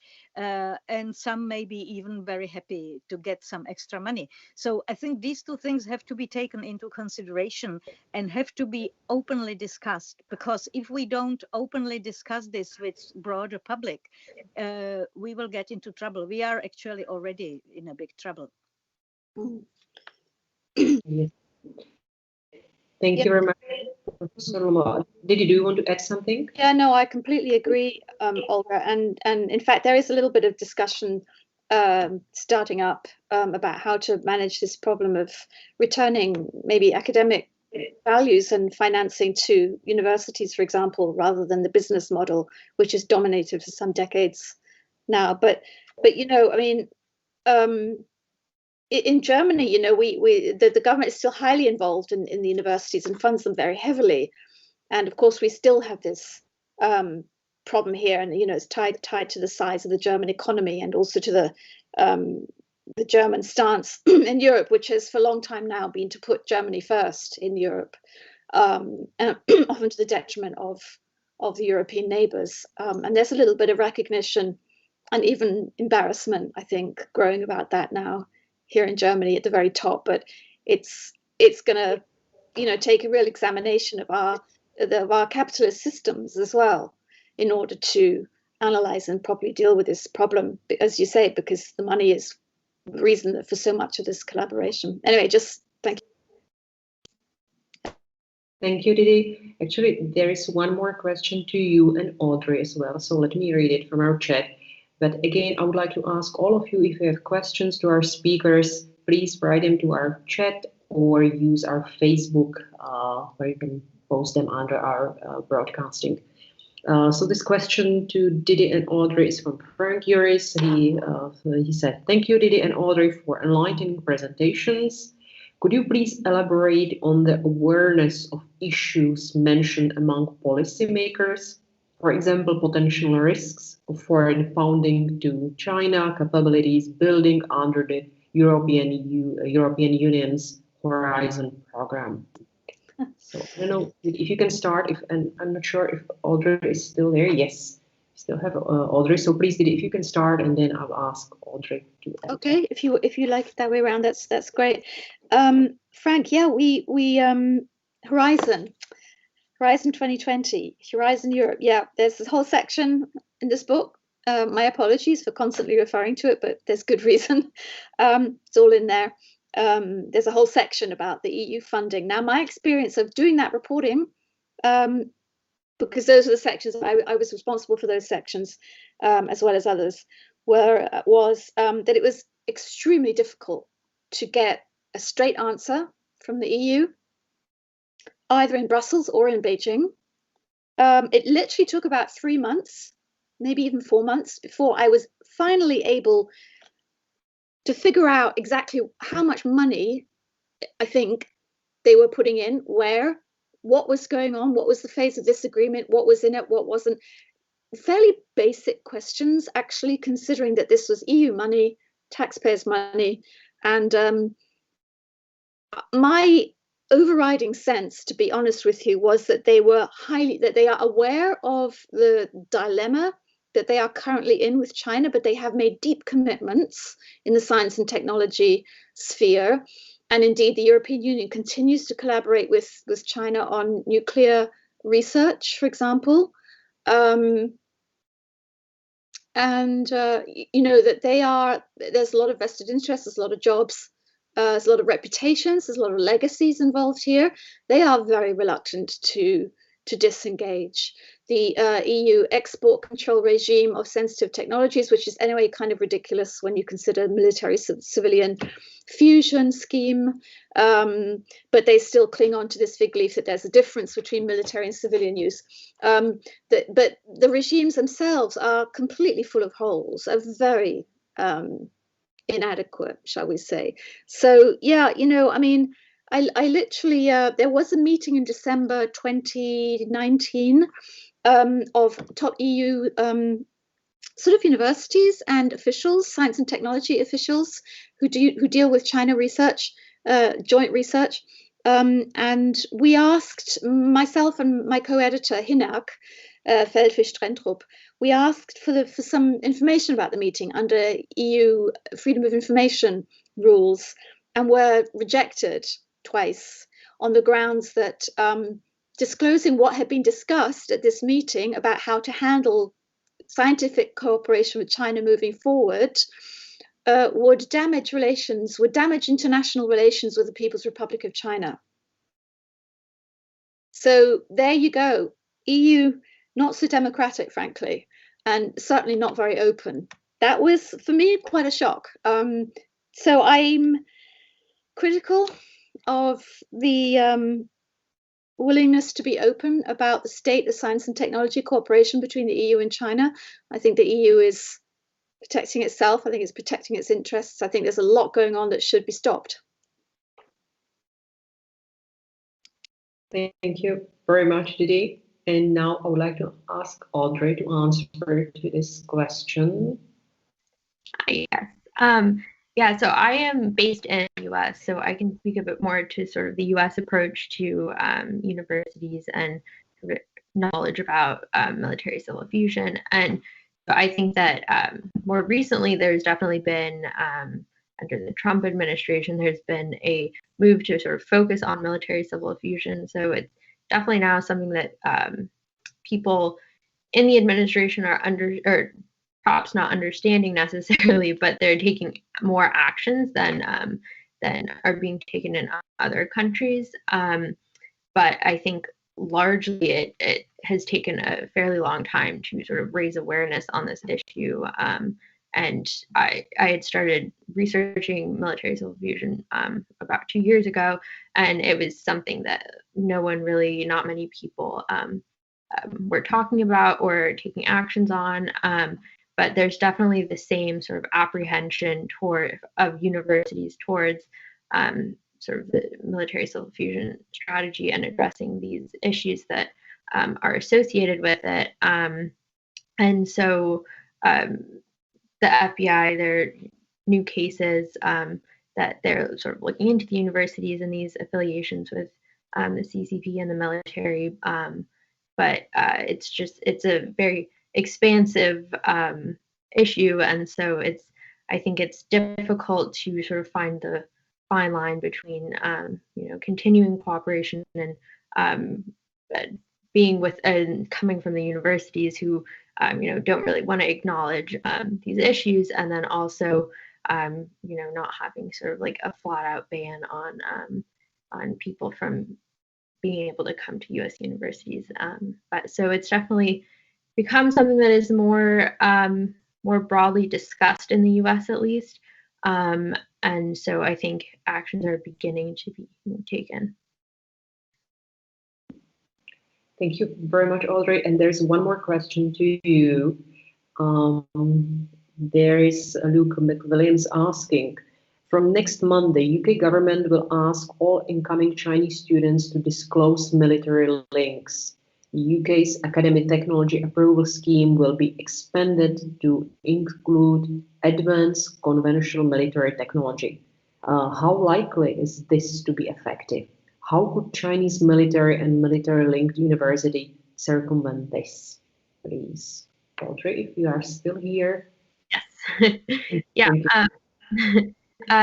Definitely, I think it's a bit tricky to to be able to sort of identify these links with the PLA or Chinese military. And in sort of Alex's report for the China Defense Universities Tracker, we looked at some instances where people with military affiliations, sort of completely don't disclose any of that information, and they it just sort of remains anonymous. Their links to the PLA, and so I think in my experience, it's something that definitely requires extensive sort of research into being able to find sort of transparent sources that would declare this. And I can't speak quite as much to UK and the specific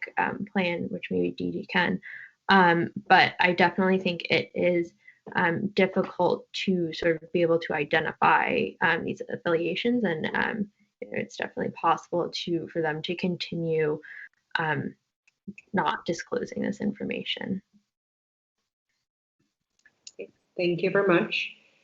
If there is no more questions, Didi, please. Yeah, just apropos that issue, it's very interesting that around the time the Houston consulate was shut down in the US for espionage, primarily technology transfer, including medical and energy related issues mostly, in July, the Department of State shut the Chinese consulate in Houston down.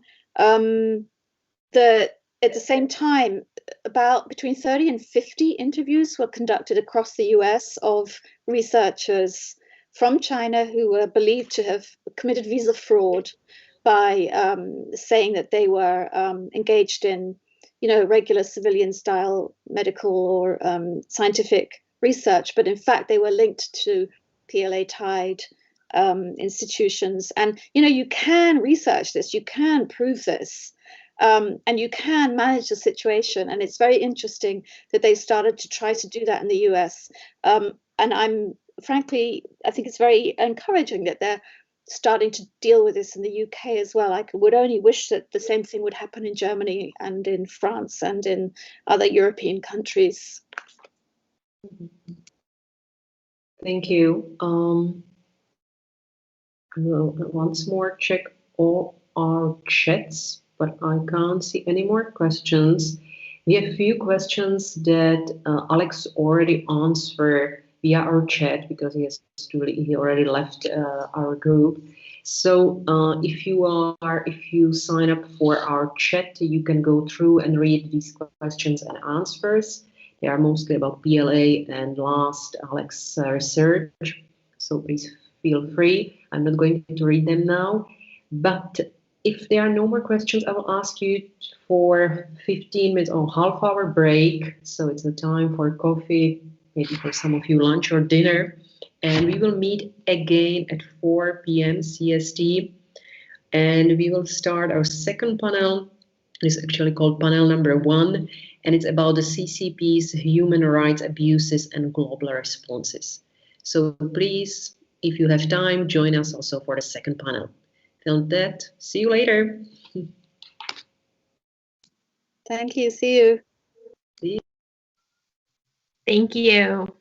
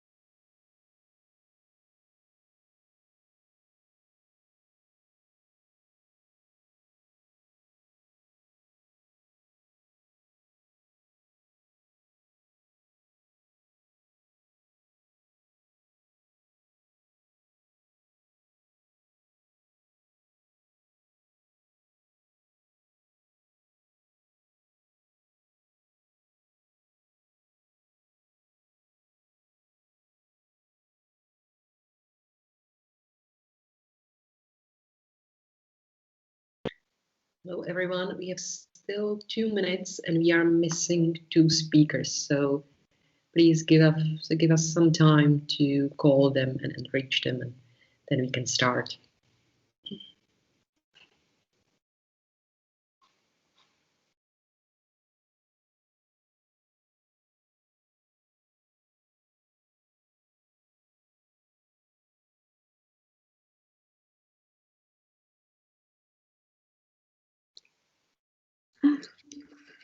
Hey. Online, huh? Everything online. Everything online, yeah. That's our future. No drinking online. No drinking online. You like to drink a coffee or tea online, aren't you? This is still real. This is still real. No, if Katka was breaking open a bottle of beer, I would say something too, but she says the tea. I know, just, yeah, the boring coffee and tea as well. Drinking has a broad range of meanings. It's drinking and drinking. I completely agree. They're not the same. Excellent. You have Kate as well. Hi. Andrea, good. I think we can slowly start. You can hear the bells from the church behind me. So, hello again. We are going to continue our workshop, Mapping China's Footprint in the World, with the second panel called the CCP's Human Rights Abuses and Global Responses. So, hello everyone. Let me welcome and introduce our speakers.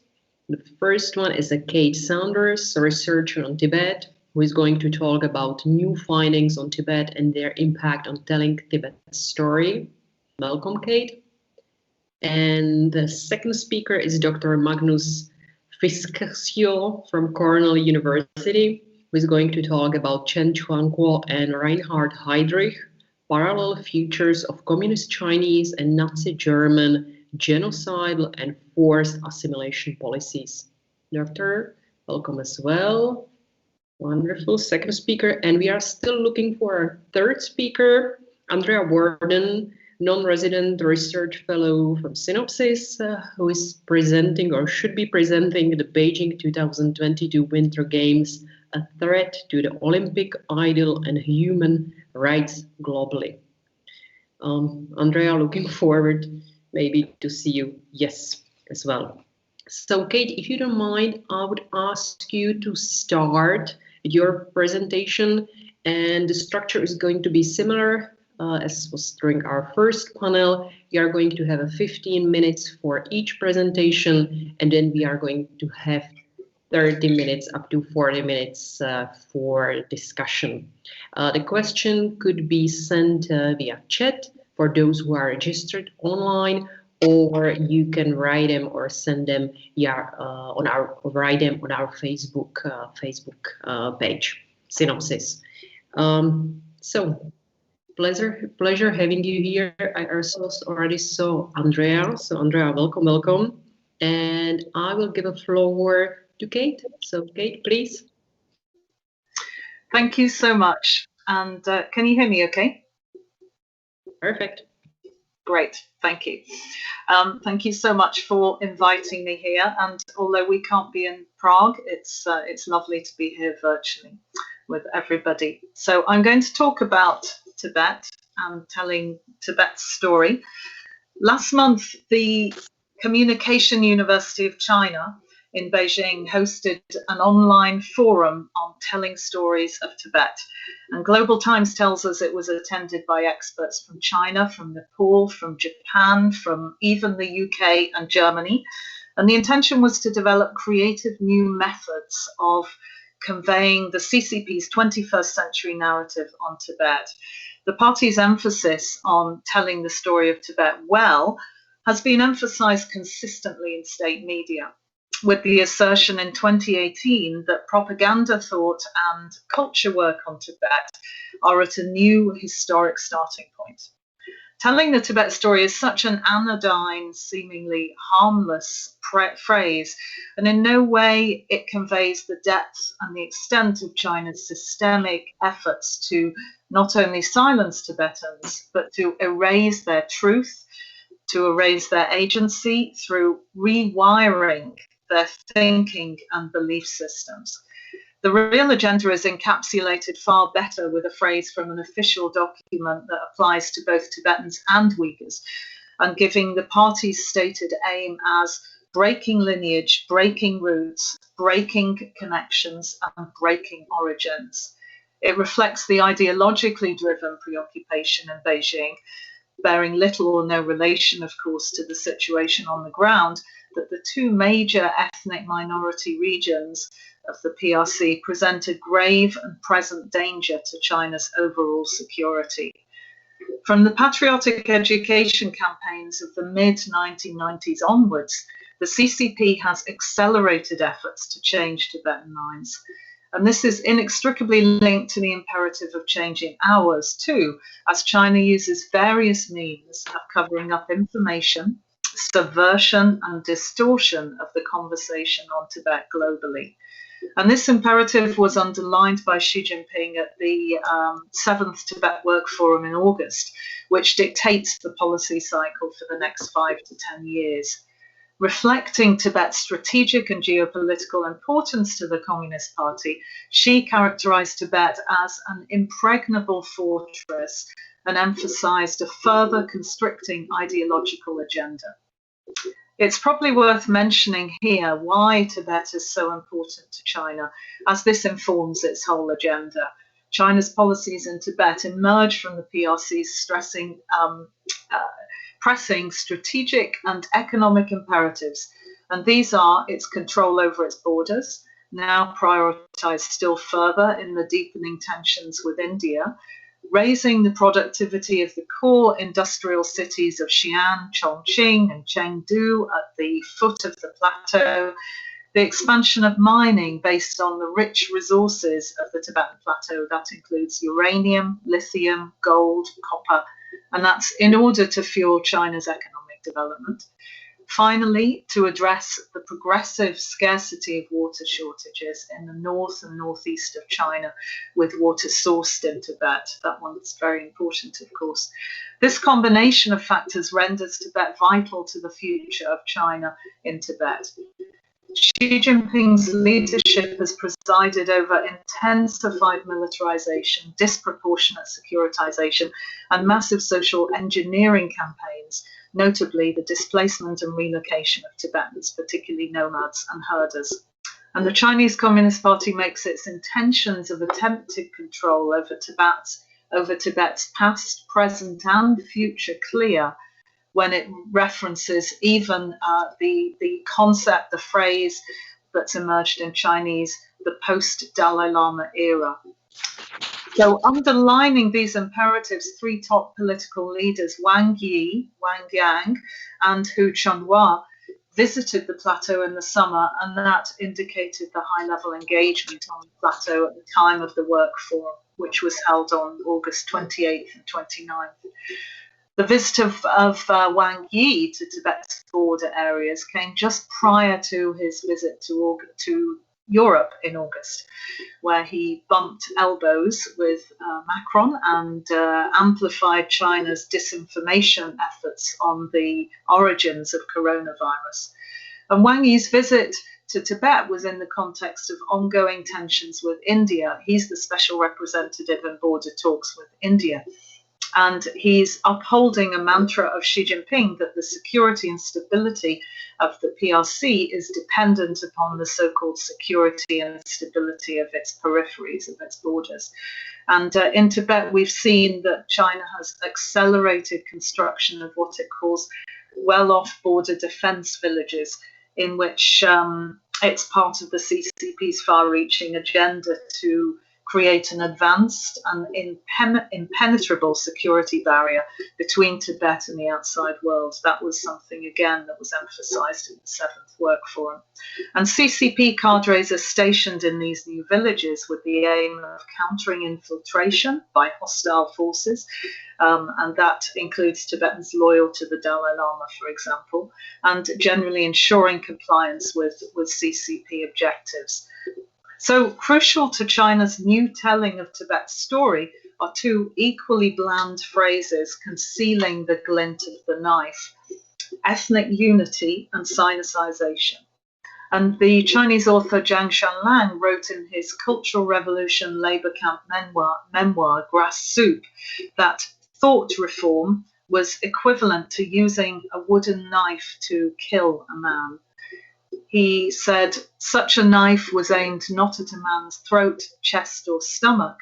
Instead, it attacked the invisible world around him, the invisible feelings that tied him to the world around him. A wooden knife could not enter a man's flesh, but it was plenty sharp enough to cut immaterial things.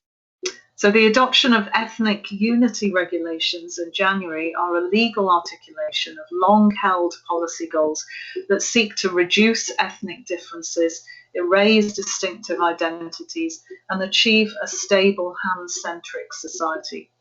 Taken together with the aim of Sinicizing Tibetan Buddhism, a 5-year program that began last year, the regulations also reflect the culmination of Xi's policy focus to consolidate power in the party and to eliminate threats. And that includes existential ones, such as the Dalai Lama. It's the idea, the political idea of I live, you die. And this reflects a policy arc informed by a number of influential Chinese figures such as Huang Gang and Ma Rong, and they're known as the architects of the CCP's position on so-called ethnic minorities aimed at enforced assimilation of Tibetan culture. And all of you at Sinopsis have documented this trend very well, along with scholars including James Leibold, James Millwood, and others. So the stakes could not be higher for the survival of Tibetan Buddhist civilization, which has been highly influential itself globally, as the 85-year-old 14th Dalai Lama ages. To fully understand this retelling of the story, we need to go back to 2008, when Beijing was preparing for a dazzling Olympics. And Tibetans then were acutely aware, of course, of the global spotlight on China, but much more deeply cognizant of another anniversary, the 10th of March 1959, the uprising, which led to the killing, torture, and imprisonment of thousands of Tibetans, and the escape into exile, of course, of their beloved leader, the Dalai Lama. So on March the 10th, 2008, a group of Drepung monks led a peaceful march to Lhasa, where they were surrounded by paramilitary police before being dispersed. It was one of hundreds of overwhelmingly peaceful protests happening across the plateau at that time and for months afterwards. And they involved Tibetans from every sector of society: nomads, monks, nuns, teachers, intellectuals, grandmothers, school children. The protests and the brutal crackdown that followed propelled Tibet to the top of the news agenda as Beijing prepared to host the Olympics. It was obviously a PR disaster for the CPC, and their first attempt to fix it dramatically backfired. They invited a group of Western Chinese correspondents to Lhasa a few weeks later with the aim of showing that the capital was back to normal after the rioting, smashing, looting, burning, as they described it. But instead, a group of Jokhang monks confronted them and straight to camera told the journalists not to believe the lies that they were being told. It can be described as Tibet's first truthful press conference. So after March 2008, the Chinese government sought to ensure that nothing like this, that challenges their international image in Tibet, could happen again. And they engaged in a comprehensive cover-up of the torture, disappearances and killings that had happened on the plateau.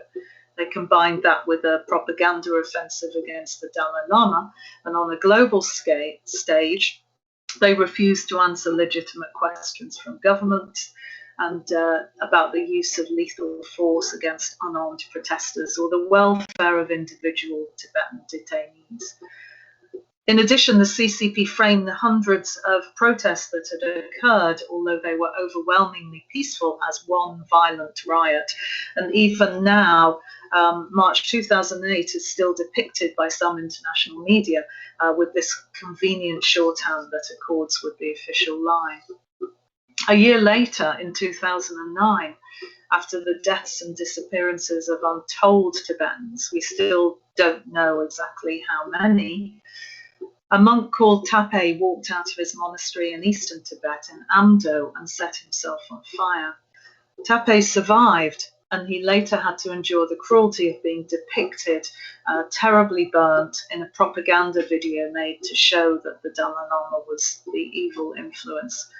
And his action was followed by more than 150 self-immolations inside Tibet and 10 by Tibetans in exile. And in a letter written in the 1960s to Martin Luther King, the Vietnamese Thich Nhat Hanh observed about the Vietnamese monks who were setting themselves on fire at that time. In a remark it could compare to the Tibetan monks. He said, "To burn oneself by fire is to prove that what one is saying is of the utmost importance. To say something while experiencing this kind of pain is to say it with utmost courage, frankness, determination, and sincerity. The importance is not to take one's life, but to burn. What he really aims at is the expression of his will and determination, and not death." Almost all of the Tibetans who set fire to themselves communicated a wish for the Dalai Lama to return home and for freedom. And although Chinese officials did seek to turn public opinion against them, their efforts were a complete failure. Thousands of Tibetans gathered to pray and pay their respects for those who self-immolated, and peaceful protests often followed too. It was a new political moment in Tibet, and it was a glaring counter to the claims of the CCP that they were improving Tibetan lives. The city of the gods, Lhasa, which is now remodeled into a hub of hyper-securitization and a glittering stage set for invited foreign diplomats, had been named as China's city with the happiest people for several years running. Aimed mostly at a domestic rather than an international audience, it had never seen such an empty claim. So before that time, before 2008 and 2009, Chinese officials had sought to protect the notion that only a handful of Tibetans, mostly monks and nuns, caused unrest in Tibet, entirely due to the Dalai Lama's influence. And now many of them realized that their efforts of persuasion, the mass campaigns of patriotic education in the 1990s and beyond, had completely failed to ensure how they defined stability or to deeply touch the inner lives of Tibetans. And so it was decided that political education had to reach a new stage with a deeper reach in the war against successionist sabotage. The Chinese government sought to replace the loyalty to the Dalai Lama in Tibetan hearts and minds with allegiance to the Communist Party state, and in doing so, to literally obliterate memory and to break the roots and connections at the heart of Tibetan Buddhist beliefs and civilization. And a party cadre who was interviewed at the time by a Tibetan friend said that China had realized that without completely controlling Tibetan thinking and what he described as the consciousness sphere, the mission of achieving the desired long-term stability, which ultimately means complete compliance with the CCP, would be impossible.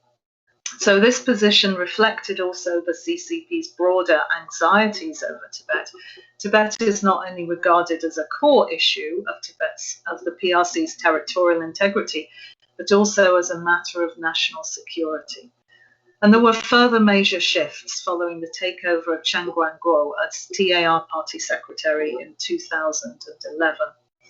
Prior to the mass internment of the Uyghurs, and under the leadership of Chen Quanguo, now Xinjiang's party chief, and Marcus will be talking about him shortly, Tibet was used, of course, as a laboratory to implement oppressive new measures of surveillance, an iron grid system of securitization, and accelerated cultural assimilation.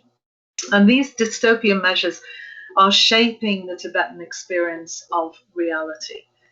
A Human Rights Watch report recently involved the reverse engineering of an app used for police surveillance, which many of you will have seen.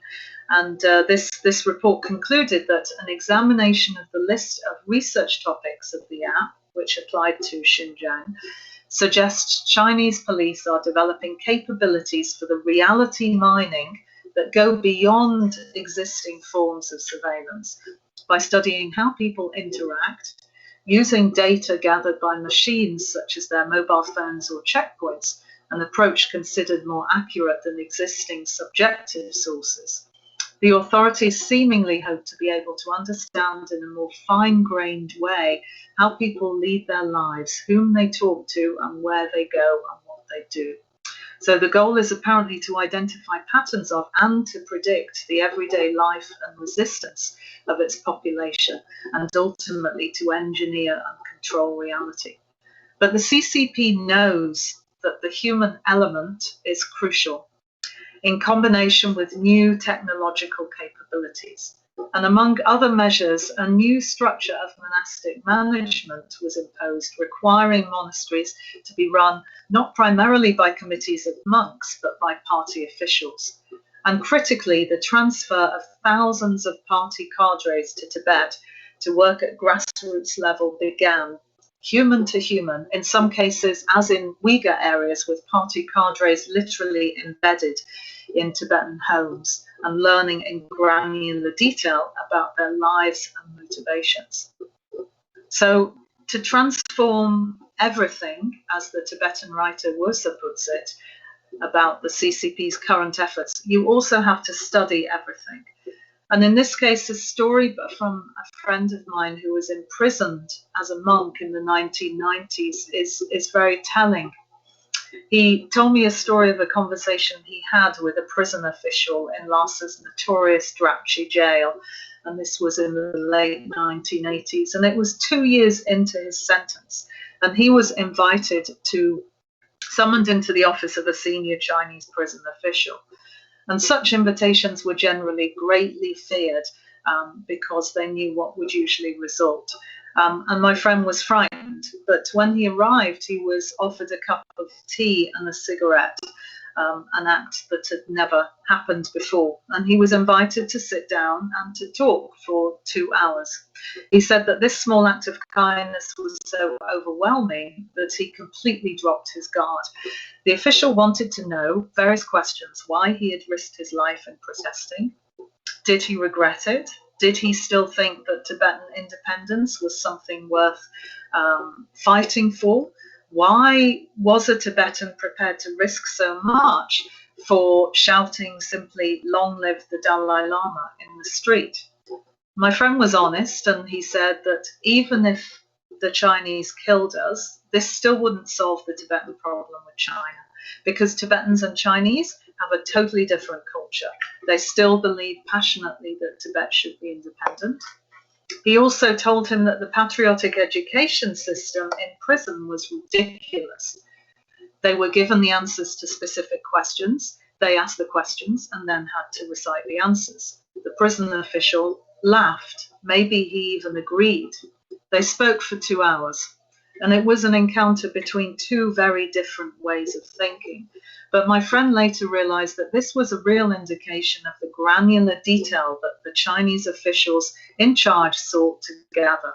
And they knew that in order to do so, they had to communicate as one human being to another. At that time, the CCP did not have the facilities, the infrastructure, the technological means, the personnel required to literally change the thinking of people. Now they do, and we're witnessing, of course, a much deeper evolution of strategies of control, of conversion, from the bedrock of thought reform techniques which were developed in the 1950s and 60s and that are documented in Robert J. Lifton's classic text on that.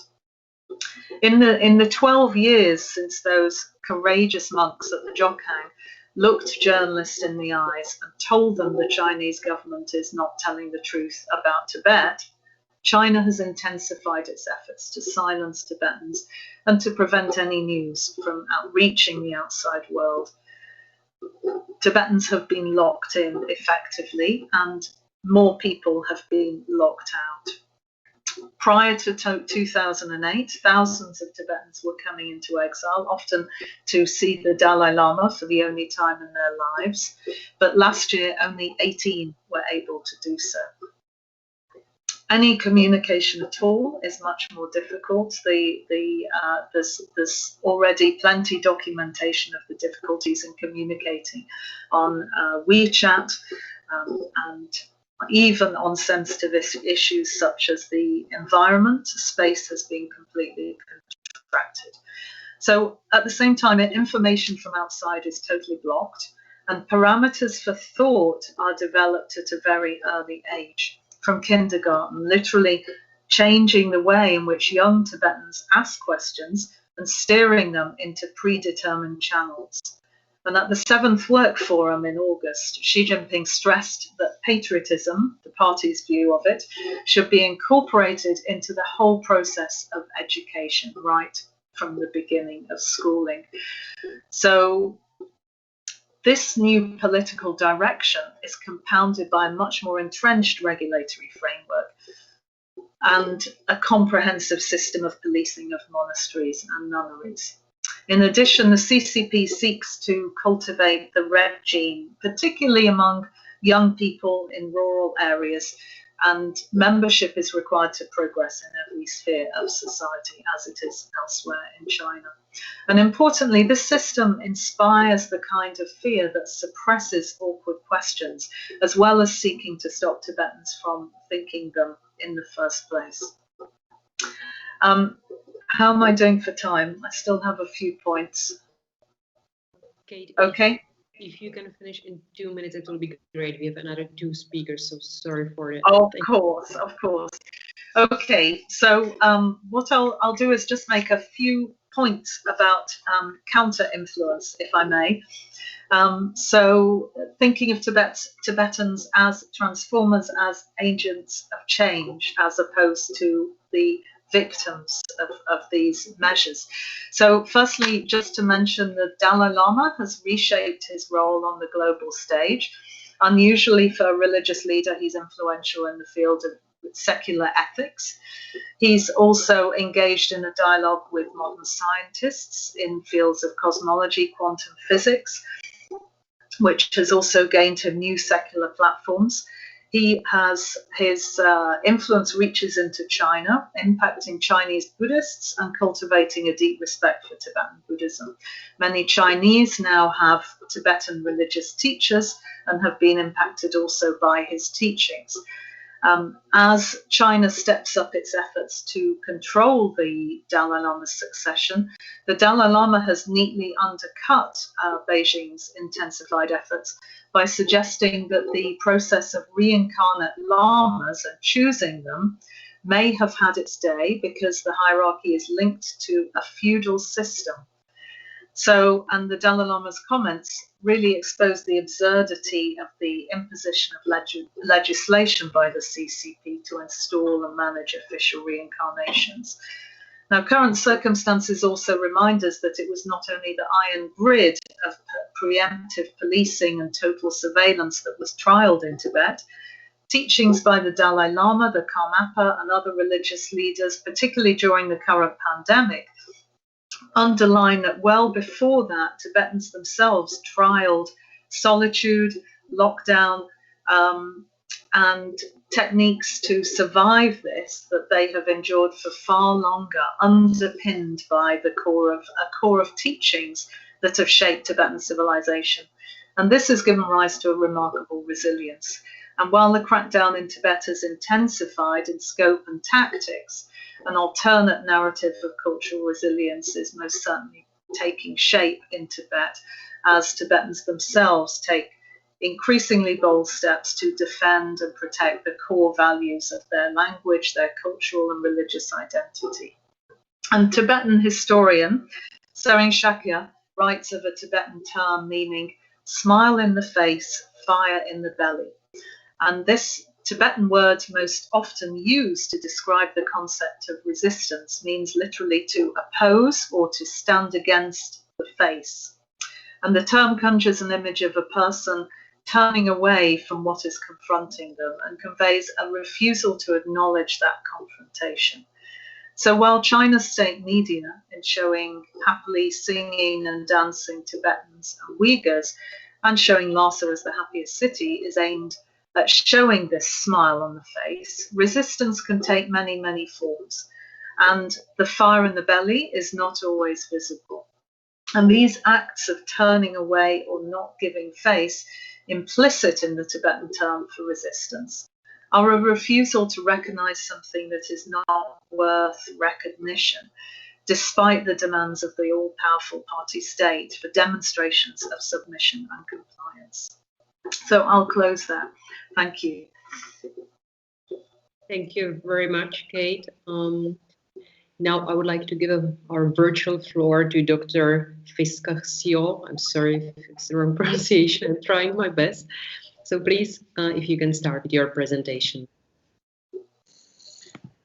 Thank you very much. I'm going to upload my PowerPoint here. I have some slides to show. My topic may seem slightly off from the panel topic, talking about global reactions to what China is doing. I'm digging into history, making a comparison between the genocide in Xinjiang and the Nazi genocide, particularly how that played out in Nazi-occupied Europe, where they were also forced assimilating people. And I want to make the argument that it is basically the same story, and we should realize this. Let's see, my pictures are apparently coming up. Can you see them? They're loading right now. Yes, now it's fine. Can you see it? Thank you. But I would also like to take a little bit of time to talk about their reactions. Actually, this will show up in my presentation as well. So should I go for 20 minutes or 15? Let's try 15. If you will need a few more minutes more, it's fine. But we have still third speaker waiting. So if you can make 15, would be great. Thank you. I will try to. I will probably skip some things. So my main objective is to understand this genocide. In this slide, I've listed a few points about what is happening, what we know is happening. As you can see, it's a very sorry list. Our previous speaker, Kate, mentioned some of these goings on and the parallels with Tibet, where they seem to be also taking up the harsh measures and camps and so on that are being used in Xinjiang as part of what I argue is a genocide. And there is both domestic, although muzzled, criticism inside of China, and there's also international criticism. There is now also a few teams that are preparing genocide legal cases based on how these actions violate the existing genocide convention, and also how beyond that, the cultural erasure that the Chinese government is doing is violating commitments to protect cultural heritage as human rights. There is a strident Chinese propaganda counteroffensive, which involves intimidating Uyghurs, Kazakhs, and other native peoples of Xinjiang who are abroad. It involves mobilizing allies at the UN. It involves trying to invite journalists, gullible journalists and diplomats to see fake camps, which has partly been working. But I think that the tide has very much, in world opinion, turned against China on this. We have, above all, many personal testimonies from survivors, witnesses who have been there and seen what is happening. In terms of comparing what is happening to the Nazis, I realize this is a fraught issue.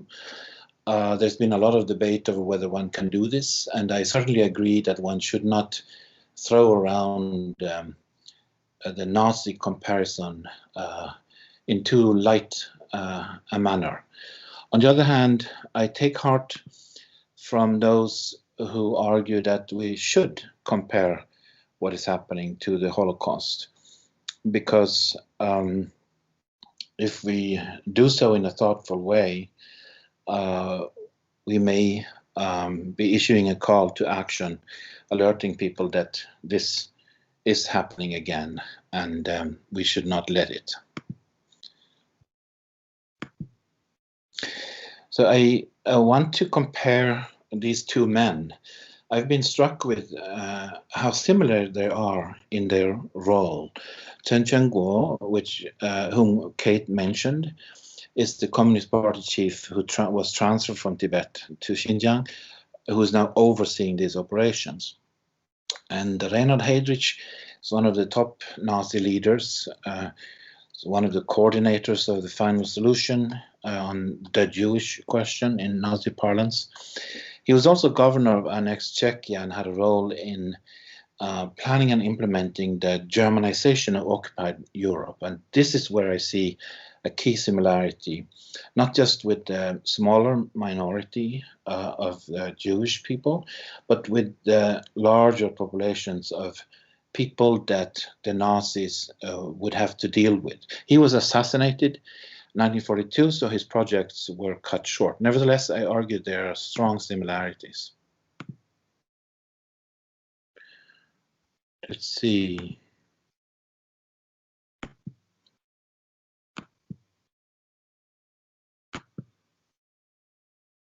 Am I not allowed to switch slides anymore? No, Slides? yeah, we are stuck in that slide with the post why we should compare for some reason. Oh, no, it's working. I could move it myself. I could move the pictures myself, Olga. I will try. It's working now. Now it's perfect. You move it, so, or maybe Professor Romova move it, so. Yeah. Obviously. But I can move it for you if you want. I would prefer to try myself. Okay. So one point is that these men are not the leaders. They are the people carrying out the orders from above. And that, I think, goes for both Chen Quanguo and Reinhard Heydrich. Heydrich was very much, when he was assassinated, in the midst of preparing and starting to implement these Germanizing plans in Czechia. And again, it was not his personally developed concept, but something that he received as a project to carry out. The Wannsee Conference is a famous event that was led by Heydrich, and I think is often misunderstood as if it devised the master plan. As I see it, they were expanding existing measures, and Heydrich was at best a creative coordinator and someone who expanded on those measures, but he was not the one who inaugurated them. Here he is listening to an outline of the general plan for occupied Europe, and this is where he gets his ideas. So the Nazi plan, of course, was to purify Germany and then expand the Lebensraum and then go on to dominate the world. And his own goals that were very similar to Chen Guo's in Xinjiang, but cut short, was first the classification of targeted populations, mainly distinguishing those that could be Germanized or re-Germanized, as they would say. Having come under bad influence, they had turned into something else. Now they would have to be re-Germanized because they were of good enough of racial stock. And then the non-Germanizables, which would have to be dealt with. And the way he set about this was to decapitate the Czech intelligentsia, curbing the resistance, but also to make it impossible for this nation to exist, or this people to exist. And then he was also starting on accelerating, forcing Germanization. The non-Germanizables he would exterminate, maybe expel, maybe exterminate. And the entire territory would be taken over, with population replaced, architecture and culture rebuilt, and so on. All of these I find very close to what's happening in Xinjiang. It's also interesting to compare how these actions were justified as scientifically based. In Heydrich's case, he even sought aid from an anthropologist who was complicit in this. There's a lot of material on how he imagined this classification to proceed, and it's still partly opaque, but very interesting to look at. The cultural genocidal measures that were taken are also very interesting to compare.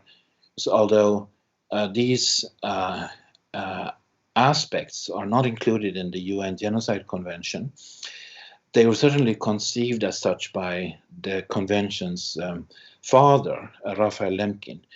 And after the war, in that debate, when Lemkin was pushing for the convention to be adopted, the Czechoslovak representative spoke to this, and how Heydrich and the Nazi regime had designed the destruction of Czech and Slovak culture to destroy everything that might remind them that they had such a past. And this is very much resonating with what's happening in Xinjiang. Here we have Mr. Chen Quanguo in Lhasa, actually. His perhaps most interesting point of fact in his resume is that he was for a while back in his own province of Henan in the late 1990s when Falun Gong had been made illegal. And he was picking up on methods for arresting them and force reconverting them to normal people, so that to take the Falun Gong faith out of them through torture and pressure and through these measures that they're now using in the camps with the Uyghur detainees. It's something that he's reapplying.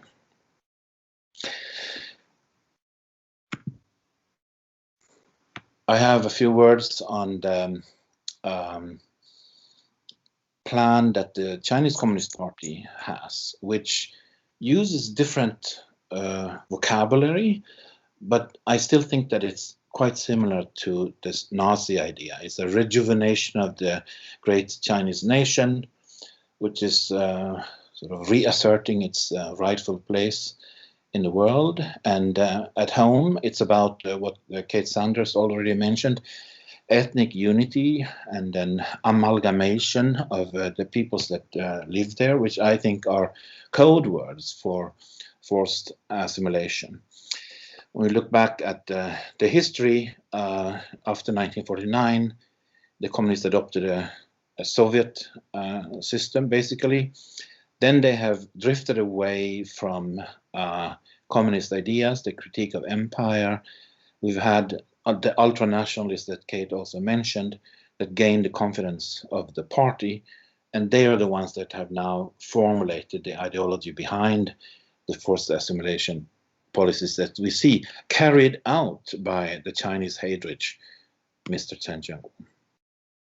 The new, I think, policy since circa 2017, when this become intensified, is to purify the nation, perhaps abolish the ethnics, to not recognize them as existing anymore, only have Chinese people in China and no minorities, and in particular in Xinjiang to consolidate that area and take it over. The main means that they are using are very similar to what we just heard about. The differences are in the high-tech means that they have, and also I should mention the formulation of the program is not in racist terms as the Nazis, but more in the nationalist terms. Although I do think that racism is also behind it, but can't be overt because there's still a commitment to this existing ethnopolitics framework. And the system that Chen Jianguo has set up turns on trust. And this is very interesting. You can be trustworthy, that's usually the Han Chinese, or maybe a few Uyghurs. You can be average, that's possibly untrustworthy. And if you are someone that openly is proud or defiant, then you can be sent to these camps. And there's, as you know, long lists for all kinds of infringements, owning a Quran, having been abroad, making a phone call abroad, having a relative abroad, those kinds of things make you untrustworthy. And this is actually applied very broadly. Many people have been revealed in Chinese documents that have been arrested for unspecified, not even detailed, specified untrustworthiness, or even by quota. And Chen himself said, seize all that should be seized, which implies that there's this already existing idea among the Han settlers that the Uyghurs are untrustworthy, we better get rid of them. And I think it's in that spirit that Chen's boss, Xi Jinping, said to show no mercy. Chen Jianguo, just as in Tibet, he's recruited natives to help, including Han Chinese people who live there, who go, as you've heard about, on home visits, which is really a kind of inspection, which can make you see the blank stare on the faces of the Uyghur hosts. They might be sent to a camp after this, their children confiscated, and so on. And I do think that this trustworthiness is a code word for the classification that I'm talking about. These are the people to be undone. These are the people to be eradicated as a distinct people.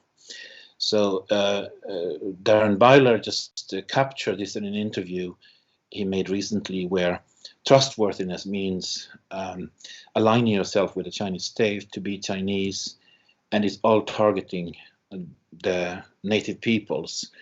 What was once communist class struggle under Mao has been replaced by racism, and that is, what this genocide is about, to undo these people. There's a couple of more notes that things I have been thinking about regarding this trustworthiness. It echoes the social credit system that now is more and more conditioning the everyday lives of ordinary Chinese. So it's an example of how practices from China, just as with the torture of the Falun Gong and so on, is taken to Xinjiang and then elaborated there or intensified there. But it's part of the practices. And this, I think, is also what's happening globally, that the Chinese leaders and Communist Party are exporting means of oppression and so on to the abroad and expecting that to work. It's a certain amount of hubris involved. And it's very fascinating, number two, that this goes back to imperial Chinese concepts of how the people should be obedient. They should be the Liangmin, the good people, as opposed to bandits or barbarians who don't want to be conquered. They all deserve punishment as criminals, which is something I have written about separately. But currently this concept, trustworthiness as a reincarnation of this idea of good people that till the land and stay where they are and don't rebel, it's also something that's very creatively re-weaponized as a tool of genocide with Chinese characteristics in Xinjiang. If you are ethnic, you are untrustworthy. How are these categories implemented in practice is a big question. We hear about how people get arrested and sent to camps, detained and sent to camps. There's one single image among all the satellite pictures that show detainees in two different colors, red and blue, on the ground, as seen from the sky from a satellite. And it's unclear what this really means. Is there a color coding that goes with a certain fate? Could it mean that some of them have a predetermined end station of being sent to prison or even killed? This is something we don't know. It's a point that has not been leaked yet, that we don't know about. Then beyond this issue of classification that I think is so closely aligned between what happened in Nazi-occupied Czechia in Europe and in Chinese-occupied Xinjiang or East Turkestan, a couple of aspects to mention is the way they, in their propaganda, build these fake camps and then invite gullible foreigners. I wrote a piece about this. Another is that before the foreign criticism, international criticism even got started, because people were not in early 2018, late 2017, people were not yet aware around the world that this new effort was happening. They actually published images of these camps on the internet locally in China, not thinking that foreigners would see them. And this is fascinating. The Nazis did the same. And it was to show the majority population, the Germans, the Han Chinese, that we're dealing with these terrorists and bandits the way they should be dealt. We're dealing with them harshly. And now, of course, this had become material for accusing the Chinese government of the crimes that they are committing. Another very interesting parallel is the appropriation of children or confiscation of children that are cut off from their native culture and then reared in their master race language. I think that the scale of this is actually bigger in China, and it's also based on this same notion that was at work in Czechia under Heydrich, that among the people is a certain amount of people that can be transformed, and especially if you get them early. So if you can take them away from their culture, away from the influence of their parents and whatnot, you have a better chance of appropriating them as good people, trustworthy people.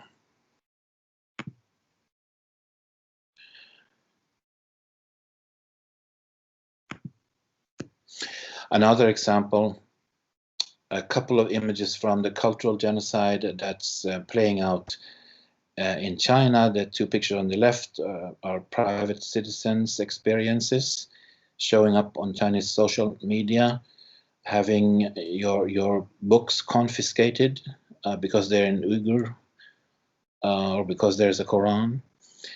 And on the bottom, being forced to tear up your interior design because it's not Chinese enough. And you must now be Chinese, so you have to destroy your own home.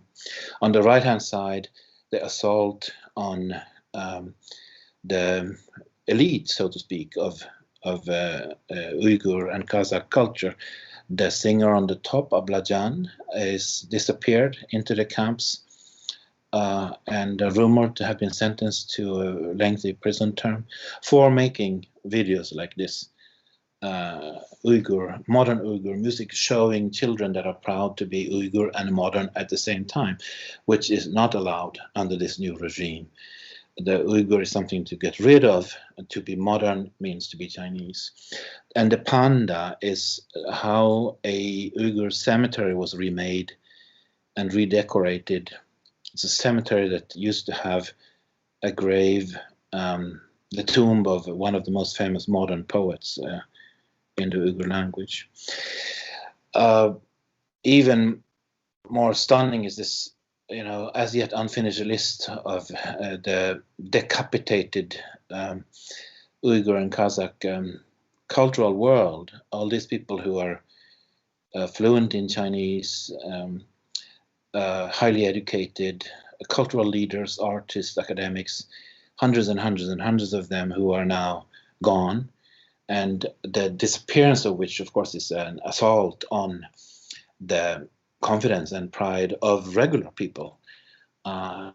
This is something I also imagine must have been the case in Heydrich's Czechia when he annihilated the intelligentsia there. So to conclude, I see the Chinese Communist Party and the Nazis as having closely aligned goals. Purifying or unifying, the vocabulary is slightly different, their nation. And the vocabulary derives either from race theory or nationalism. But the goal is to expand state power, to colonize this area of Xinjiang, and to build a dominance beyond this area.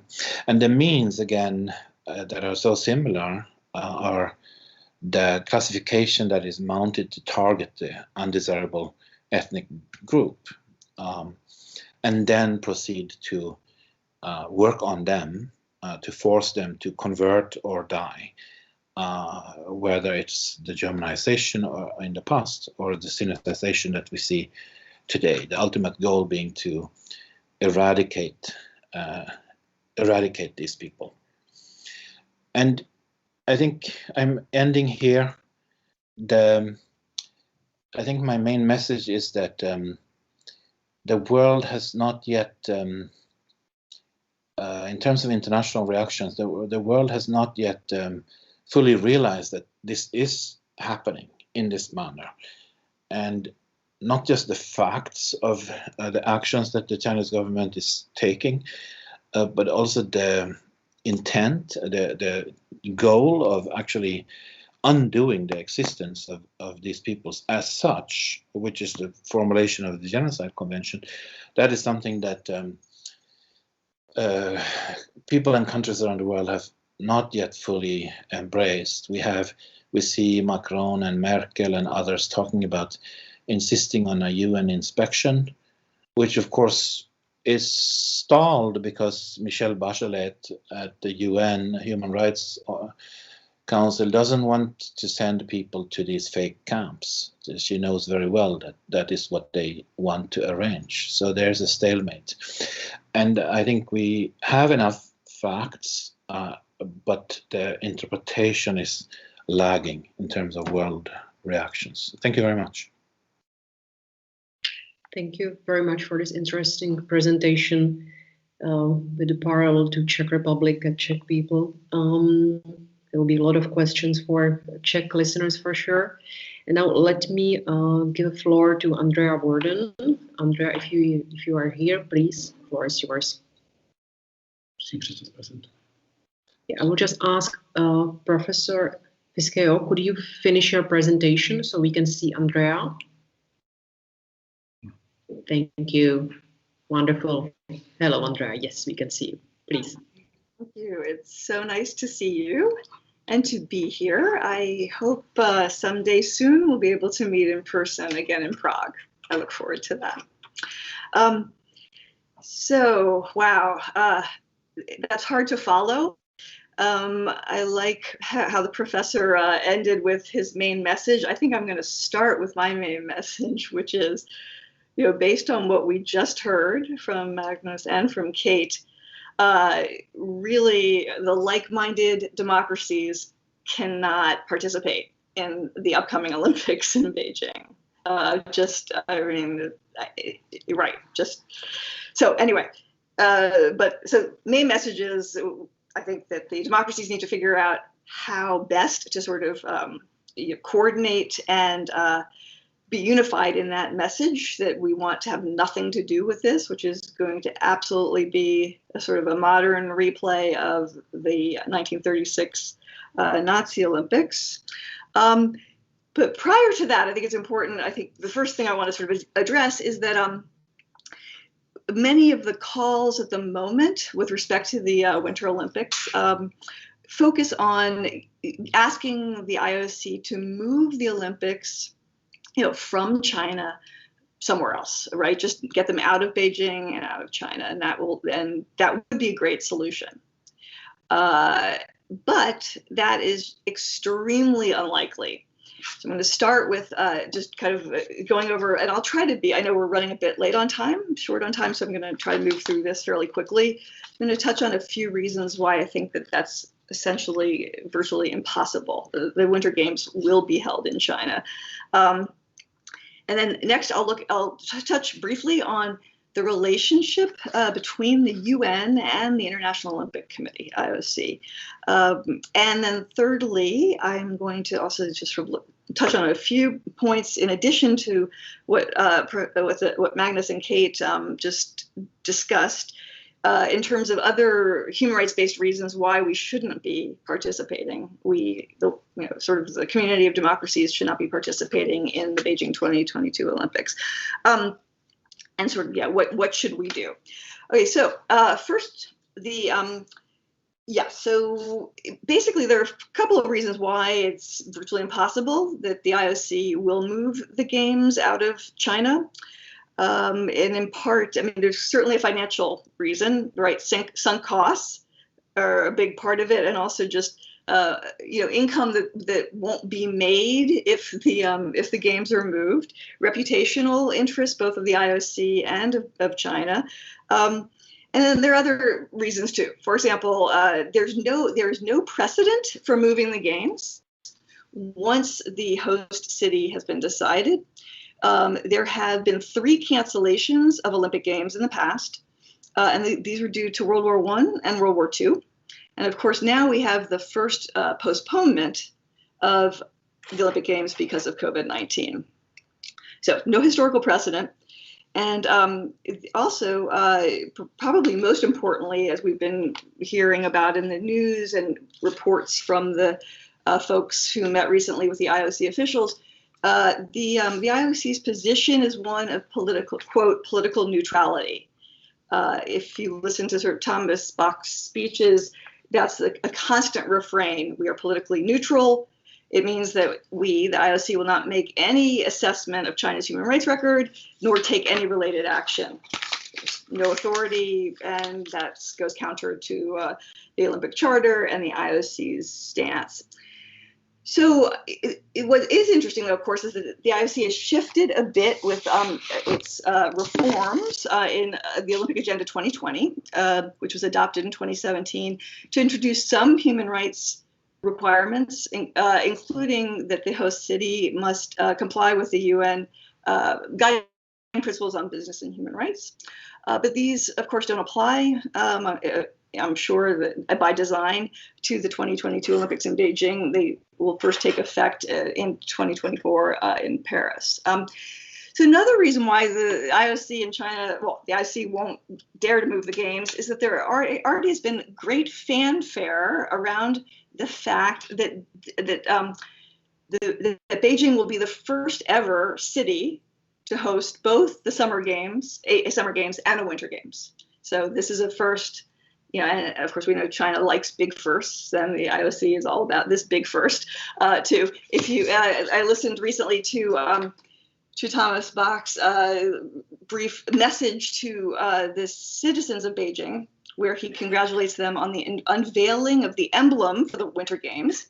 The emblem is titled Winter Dream.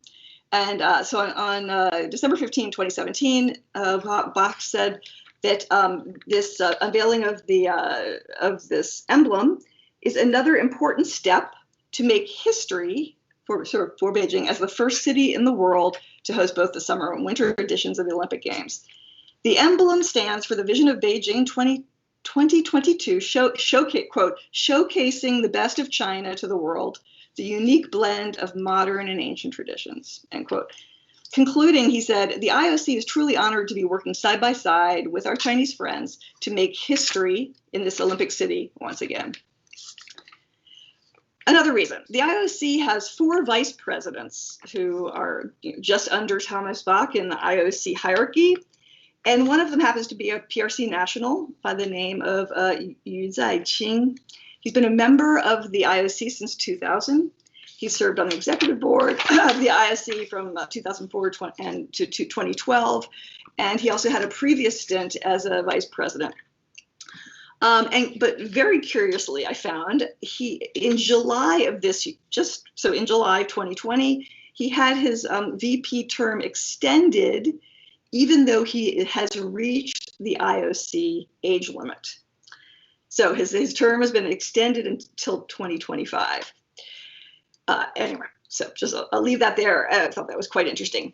As noted earlier, financial interests are a huge factor. One example, Alibaba is one of the Olympic partners. This is a program, the acronym is TOPS for the Olympic partners. So large multinational companies like Coke, Dow, GE, Toyota, Omega, among others. This is the highest level of Olympic sponsorship. This group of about 13 or 14 sponsors invest a total of around $100 million each to obtain this level of Olympic sponsorship. Bach has said they are critical for the staging of the Olympic Games and their global reach and understanding. They help us communicate the Olympic values to people around the world.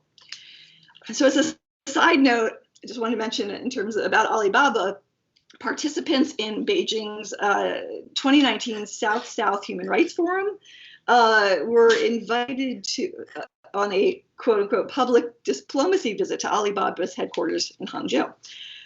Professor Shurenbin of Tsinghua said of this public diplomacy occasion that it was an opportunity for the foreign visitors to see for themselves how China has how China has realized the right to development in recent years, so that, quote, they can change their traditional Euro-American conception of human rights, end quote. So I imagine we're going to see there will probably be similar side trips and public diplomacy sorts of opportunities for people during the Winter Olympics. Alibaba, front and center. Okay, so next I'd like to talk a little bit, just briefly, about the relationship between the UN and the IOC and just sort of the Olympic ideal and Olympic values and human rights. In the mid-1990s, a biennial agenda item was created by the General Assembly titled, quote, Building a Peaceful and Better World Through Sport and the Olympic Ideal. And this agenda item would reaffirm the observance of the Olympic truce before each summer and winter games. So once every 2 years, there would be a General Assembly resolution on the Olympics. So that was in the mid-90s, as I mentioned. And then in April 2014, the IOC and the UN concluded a memorandum of understanding, and the General Assembly passed a resolution by consensus supporting the leadership position of the IOC and the autonomy of sport. At the time, earlier, Ban Ki-moon had famously said, quote, Olympic principles are UN principles, end quote. Bach wrote at the time, this resolution recognizes the contribution of sport to foster dialogue, peace, and development. It affirms the invaluable contribution of the Olympic movement in establishing sport as a unique means for the promotion of peace and development. And it also encourages member states to give sport due consideration in the context of the Sustainable Development Goals of the UN. When Antonio Guterres became UN Secretary General in January 2017, the partnership between the IOC and the UN became even closer. Guterres and Bach agreed to establish a, quote, direct partnership between the UN and the IOC. As a result, relatedly, Guterres abruptly decided to close the UN Office on Sport for Development and Peace, which was a standalone office. The substantive portfolio then would move to, wait for it, the Department of Economic and Social Affairs, DESA, which we know is effectively controlled by China, by the Chinese government. So interestingly, the first media outlet to announce the news of the closure of the Office on Sport for Development and Peace was Xinhua. And Xinhua was the only news agency to report on the purported reason or assumed reason. It described the closure as a quote, an apparent cost-saving measure, end quote. But no reason was given publicly by the IOC or the UN for this move, which happened within a few months of Guterres becoming a Secretary General. I found that quite curious. Anyway, moving to the Human Rights Council. So in addition to the biennial UN General Assembly resolution on building a peaceful and better world through sport and the Olympic ideal, there's also a thematic item in the Human Rights Council, which is entitled Promoting Human Rights Through Sport and the Olympic Ideal. There have been quite a few resolutions on the issue of sport and human rights, including my favorite, a Human Rights Council Advisory Committee report. So among other things, the most recent resolution on the topic in June 2020 calls on states, the IOC, the UN, and UN specialized agencies to, quote, maximize the potential of sport to make a meaningful and sustainable contribution to the achievement of the Sustainable Development Goals of the 2030 Agenda. This is obviously, I mean, this is a good thing, great, right? But what about human rights? I think what we're seeing here, I think, is another example of sort of human rights getting sort of buried under or sort of pushed to the side for sustainable development, right? Sort of getting buried under the development framework. So the Olympics are also supposed to be an enabler of all human rights, but again, that seems to be shifting towards development. I even saw some language somewhere, either in a resolution or a statement on the HRC website, that the Olympics are also now being invoked as something that can help with COVID-19 recovery. So anyway, all of this gets bundled together as a big win for China, at least in terms of optics and a distraction from Chinese government's human rights record and its very problematic COVID response. Okay, in December 2019, the General Assembly adopted the Olympic resolution, Sport for Development and Peace, building a peaceful and better world through sport and the Olympic ideal for the upcoming Tokyo Olympic Games. The PRC ambassador to the UN, Zhang Jun, used the opportunity to make a statement introducing the Winter 2022 Beijing Games. He didn't mention human rights once in his statement, and I'm just quoting a part of his statement. Quote, do we want multilateralism or unilateralism? Unity or division? Cooperation or confrontation? Progress or regress? On these major issues of principle, China's attitude is very clear. We firmly stand by multilateralism, side with the vast majority of the UN members, stand for fairness and justice, and side with the trend of the times. We share the same world and a common future. China will always be a builder of world peace, a contributor to global development, and a defender of the international order. And of course, will work toward building a community of shared future for mankind. So he's bringing that, so right, the building of a shared future sort of into the Olympics, I think, which is not a surprise for many of us. Katja, how much time do I have? Oh, 3 minutes, please. Oh, 3 minutes. Oh, okay, that's okay. All right, I will speak quickly. Okay, all right. Okay, we're at okay. All right, I'll go to 11:15. Okay. All right, so assuming the games proceed in Beijing, what should the democracies do? So quickly, in addition to the egregious human rights violations currently underway that we know about already and we've heard about today, my co-panelist did a very sobering job explaining those. I think that countries, governments need to be focused on the human rights implications of just being present in Beijing for this event. Political hostage taking, totally, like you've got a lot of people there, why not, right? So I'm thinking of the 2 Canadian Michaels, the Australians, Yang Hengjun and Cheng Lei, and other political prisoners, Gui Minhai, and let's not forget about Wang Bingzhang too. Media. So the Australian reporters recently had to flee China, right? And so many US journalists getting kicked out of China. who's going to cover the games? How are we going to get a sort of reporting about what's actually really happening aside from like the Chinese government approved narrative, right? So that this is going to be PRC's discourse power at its finest, because it's unclear if how will independent journalists be able to operate. Also, the Olympic Village, the players, there's privacy, safety concerns, facial recognition. The apps to get into the village, into the venues. Facial recognition, surveillance, big data collection. What if there's a health scare, right? All of these things, very troubling. I can imagine the opening and closing ceremonies, happy Uyghurs and Tibetans dancing together on ice, right? We should not in any way be complicit with this. Anyway, so the Washington Post editorial board over the past few months has actually published two editorials in which it has questioned whether or not China should be hosting these games, right? And whether China has the moral standing to host the 2022 Winter Olympic Games. The Washington Post editorial board said we think not, right? So again, assuming the IOC did not withdraw the games from Beijing, so what do we do? I think we should gather as many allies and partners as possible to take a principled stand for human rights and refuse to confer legitimacy on Beijing. And then we also look for, think about alternatives. So boycotting the games, but also arrange for alternative games in other venues, perhaps Korea, Japan, Canada, Salt Lake City. This was done when the US led a boycott of the Moscow Games in 1980, right? So that's one thought. Anyway, so let me just skip over a whole bunch of stuff, and I want to make one final point. So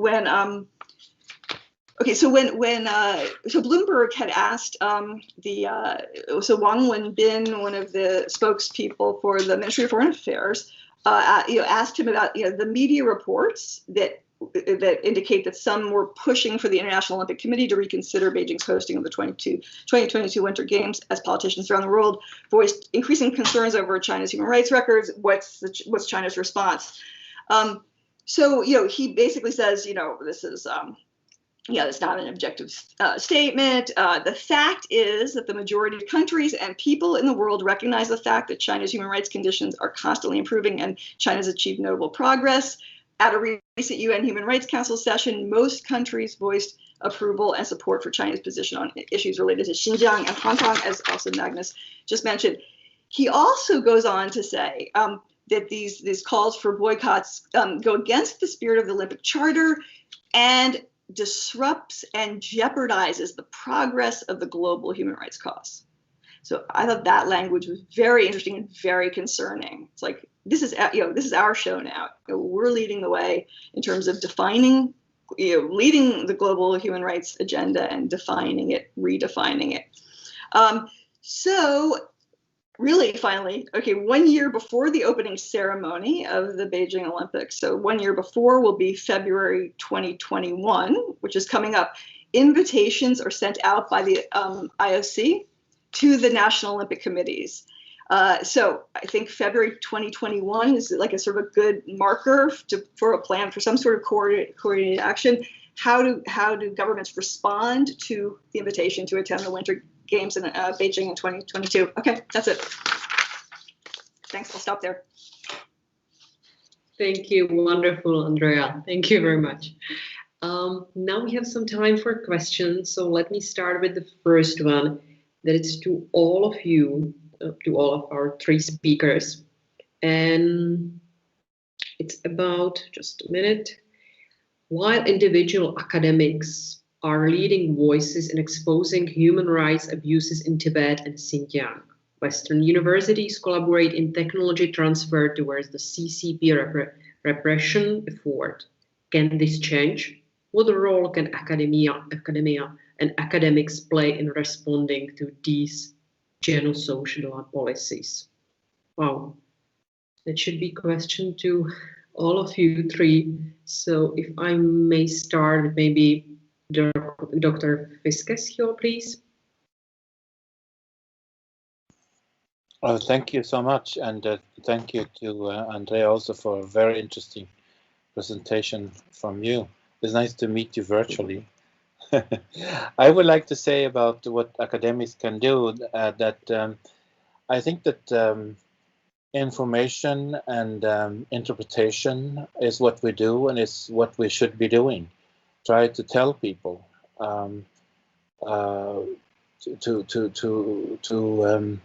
how to interpret the news and how to read beyond the news. And if we can, on the one hand, demand our own universities to investigate, do we have projects run from our university that supports the genocide in Xinjiang or something like that? We should investigate. And of course, in each of our countries, we can also be activists and raise demands. But I do think the number one is our duty to inform and analyze and spread the word. Thank you. Thank you very much. If I may ask maybe Andrea and then Kate, if she's still here, please, Andrea. Yes. Thank you. Thanks. And thanks, Alison. Magnus, it's very nice to meet you as well. And I'm sorry, I'm not even going to try to pronounce your last name. So if I can just call you Magnus. Okay. Well, I mean, basically, I think you nailed it. Inform, analyze, and then also the obvious for us as academics, writers, people, just whether it's folks, teaching, researching, giving whatever interviews, whatever it might be, also to absolutely not self-censor, right? So, and to be very clear and upfront also with our students about what is going on. This obviously came to a head this fall with the Hong Kong national security law, and sort of the now heightened risks of essentially teaching I think anything relating to Chinese politics and human rights. So to be candid, forthright, and not to self-censor, and to demand accountability from our institutions if they are doing something that may well be supporting human rights abuses in China or anywhere. Thank you very much, Andrea. Now, if Kate is still online, maybe Kate, can you answer as well? Thank you. Yeah, sure. And thank you for those two great presentations, Marcus and Andrea. That's really great. I learned a lot with those. So I would echo exactly what both have said, but perhaps I would say Marcus referred to an information gap. I agree completely with that. I would say not only an information gap, but also an interpretation gap. So it's even more crucial now to understand and to decrypt the ideological DNA and the language of the Communist Party in terms of understanding the situation and how it relates to Tibetans. And I would also say to academics always to speak to and to try to talk to Tibetans themselves in terms of gaining an insight. Tibetans, there's a new generation of trilingual Tibetans who have come from Tibet, who have very deep understanding and insights into the systematic ways in which the Communist Party policies are transforming their culture, which need to be taken into account. I would also say that in terms of academic conferences, or any conferences on the region, always to endeavour to have Tibetan speakers. I've just seen an example of this. There's a conference bringing together experts across the Himalayas and across the world on water and on environmental issues in the Himalayas, and there's people there from many different Western countries, many different Asian countries, but not one Tibetan speaker. So I would simply suggest that. Thank you very much, Kate. I can't see more questions, so I will ask for last time if there are any questions. You can send them or write them directly to our chat, or you can also use our Facebook and ask via our Facebook. Give us a few more minutes, we can check if there are any more Oh, yeah, there's one more from Philip asking Kate Saunders. Kate, could you compare what is going in Tibet, Xinjiang, and southern Mongolia? And while in the beginning of the Xinjiang campaign, it was informed by Chen's experience from crackdown in Tibet, is now the Tibetan regime learning from the Xinjiang experience? So, please. Kate, question to you. Yeah, thank you for that. That's a key question, and many of you will have seen Adrian Zentz's recent research on the new military-style training programs in Tibet, which have been developed. So there are a number of important differences and also problems with applying the Xinjiang model to what's happening in Tibet. I think that there are important similarities in both places. The PRC is using the rubric, the very opaque rubric of poverty alleviation to further extend the reach of the state into the lives of people, Uyghurs and Tibetans, to extend surveillance and social control mechanisms in Tibet. And I think also we don't have the same evidence of mass internment in Tibet. But Adrian has documented a network of military-style vocational training camps, which are being used for displaced rural workers. And these mass programs are similarly linked in terms of there's a major focus on indoctrination, there's a major focus on ideological training and intrusive surveillance measures. And these intrusive social control measures were first implemented in a mass scale in Tibetan areas when Chen Guangguo was based there prior to his transfer to Xinjiang. And then there's been a sort of feedback loop as these measures are employed in Xinjiang, with some elements of them being redeployed inside Tibet on an even larger scale than before. So these are top down. As Marcus referred to, Chen was a sort of creative implementer of top-down policies. Of course, he's been the person most associated with them and named in terms of possible sanctions with the Magnitsky-style mechanisms that are attracting a lot more interest these days. But it's very much he was the person who implemented those from the top down.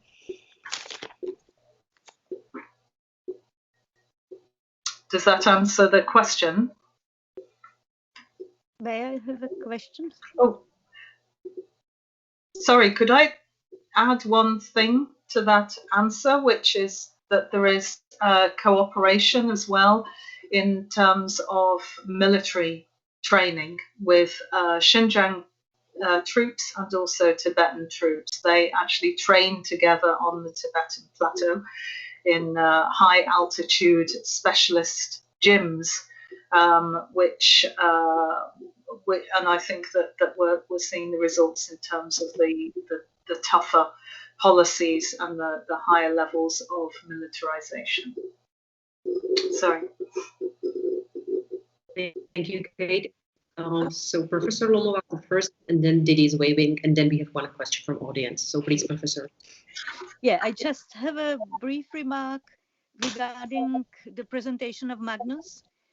Actually, recently there was a well-known Czech professor who criticized Sinopsis for criticizing China and human rights abuses in China, saying, yes, in Xinjiang, there are re-education camps, but there are no concentration camps, and we should understand that there is a difference, yeah, etc. So it fits, and I, of course, for quite some time think about the analogies between the Nazi solution of removing population, unwanted population. So I just make this remark, and if you were interested, I would very much appreciate if I could translate your article into Czech, because the comparison with Heydrich should be moving for Czech people who just don't want to understand what's going on in Xinjiang. And if you have this kind of touching example that really touches on your own national experience, it may perhaps help people thinking differently about China's achievement in the field of human rights. Thank you.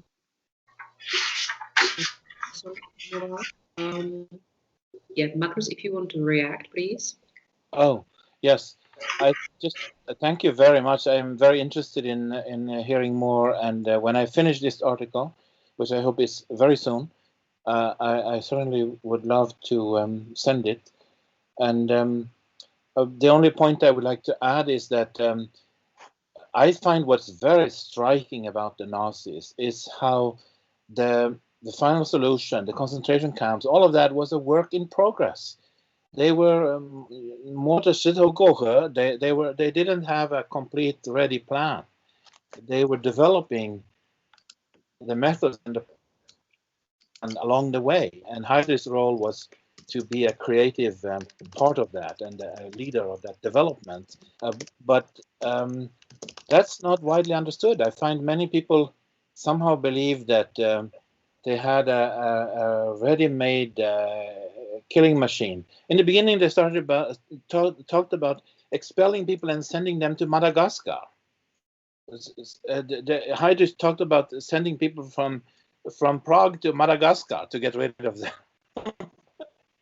And I don't think he was joking.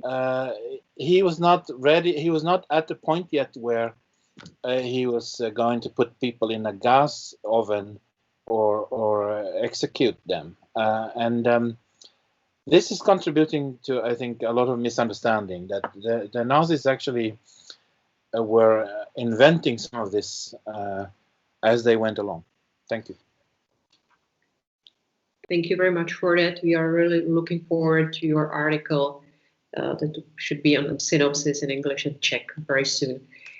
Didi, you have one question, and then we have a question from audience. Yeah. Let's go first. Thank you very much.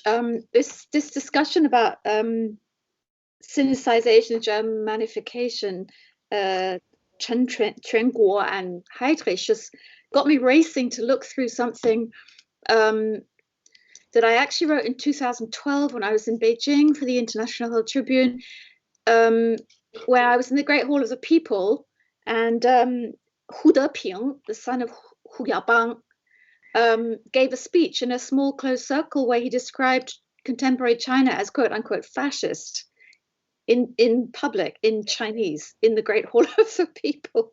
And this really sort of struck me, because this was going towards the direction of these comparisons with the Communist Party and Nazism that I think people have been unwilling to go into for various reasons. And Magnus, you yourself raised the reasons why, for example, not willing to draw parallels that perhaps aren't quite correct or etc. But it really just struck me that this concept of, fascism is actually discussed, of course, in China, and even among very, very high level officials. So that was sort of super interesting, and I can send you that article if you're interested. But it was kind of a strange moment, yeah, of course.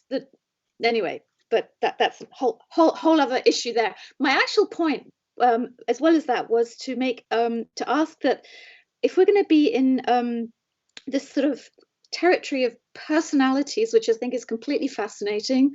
Chen Guo, what kind of a person is he?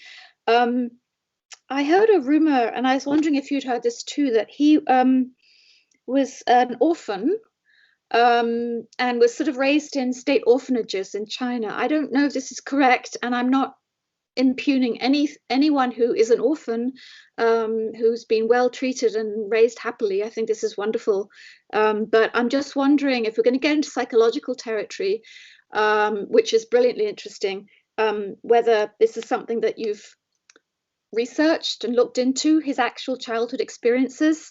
I also did quite a lot of research into Xi Jinping himself and his childhood experiences in some of the archives in Beijing when I was still there, not long after this thingy happened in the Great Hall of the People with Fascism. And this childhood development and the formation of a certain type of personality, somebody perhaps like Chen Quanguo, just a comment, and I wonder if you've thought about that and gone there at all.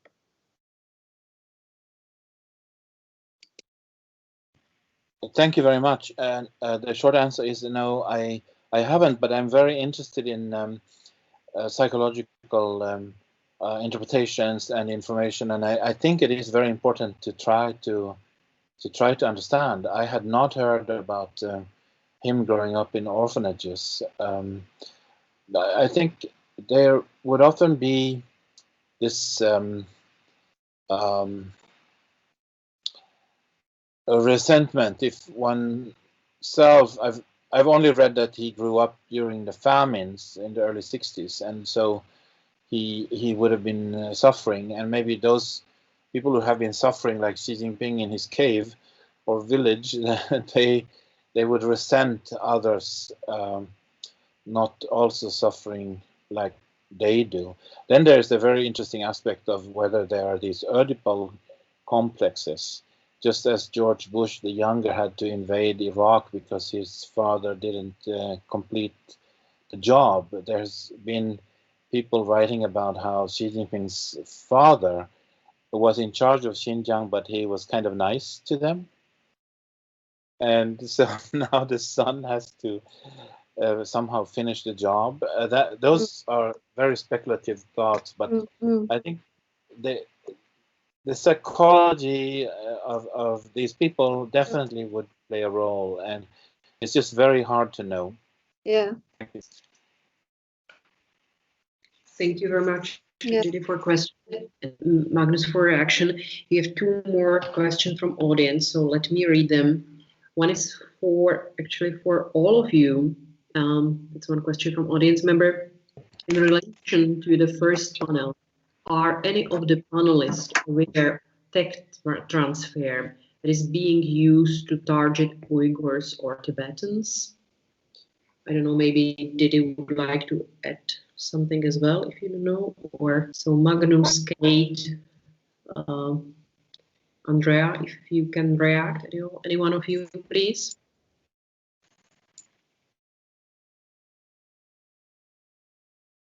No. I could. I'm sorry. Could you repeat that question? Of course.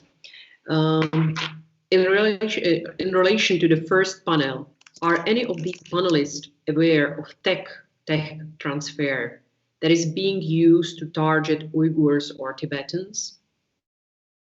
There's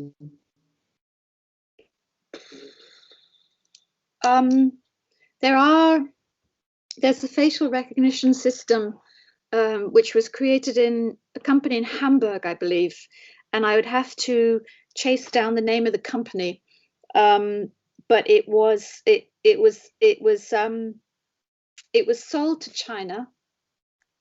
So I don't know and this kind of example is of course very worth following. I don't know where it went in the end, but Maya Wang in Human Rights Watch report did a lot of tracking of technology and how it's used. And I think that the fundamental point that we have to remember with technology transfer is that when you think of where China was in 1949, essentially pretty much everything that has pretty much all the technology in China, frankly, today at some point was taken or brought over from the West or reinvented or they talk about this being a 再创新, reinvented, redigested, etc.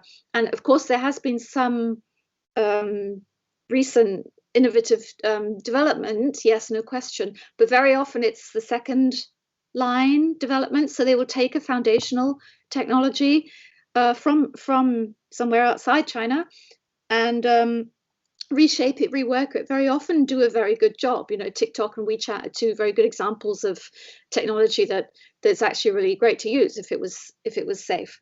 Yeah, so that's specifically with Tibet, Xinjiang. I guess Human Rights Watch might be a good source for that.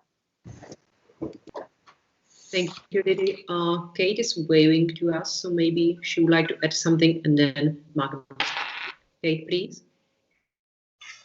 Oh, I was actually waving with regard to the last point, but on the tech transfer, most definitely there are transfers and exchanges with particularly related to facial recognition technology, and of course Chen numerous methods were used in Tibet in terms of, for instance, Hikvision, the facial recognition technology which identified apparently ethnic minorities, although I'm not sure how advanced that is at the moment, but that was used on the Tibet Railway in the early stages, and there's a lot of interest and transfer of skills. Of course, in the UK Parliament, we have Hikvision cameras, and in various shops, here the facial recognition technology is utilised. So there are many exchanges. Thank you, Kate. Yeah, I can just add that in Czech lower Senate we have some Hikvision cameras as well. They were given by some Czech business people. Magnus, please. Oh, I remember one case. There's a geneticist at Yale University who collaborated with Chinese geneticists for the genetic profiling of ethnic minority people in China. And I don't remember the name right now, but I think it's possible to look up. And that is one example. I do believe there are more. Thank you. Was that actually something to do with Fisher? Was that Sui Liui at the New York Times who did that story? She pulled something together about that. Was an American company, right? That was doing this genetic profiling. I think. Yes, and this scientist at Yale helped devise the procedures that they took with them back. And there was also, I think, a big interview with him on NPR, the American public radio station, where this geneticist was apologetic and said he didn't understand that his help could be misused or anything like that. So it made a bit of a splash. I think several news organizations wrote about it, and NPR actually spoke to him. I could also find that link.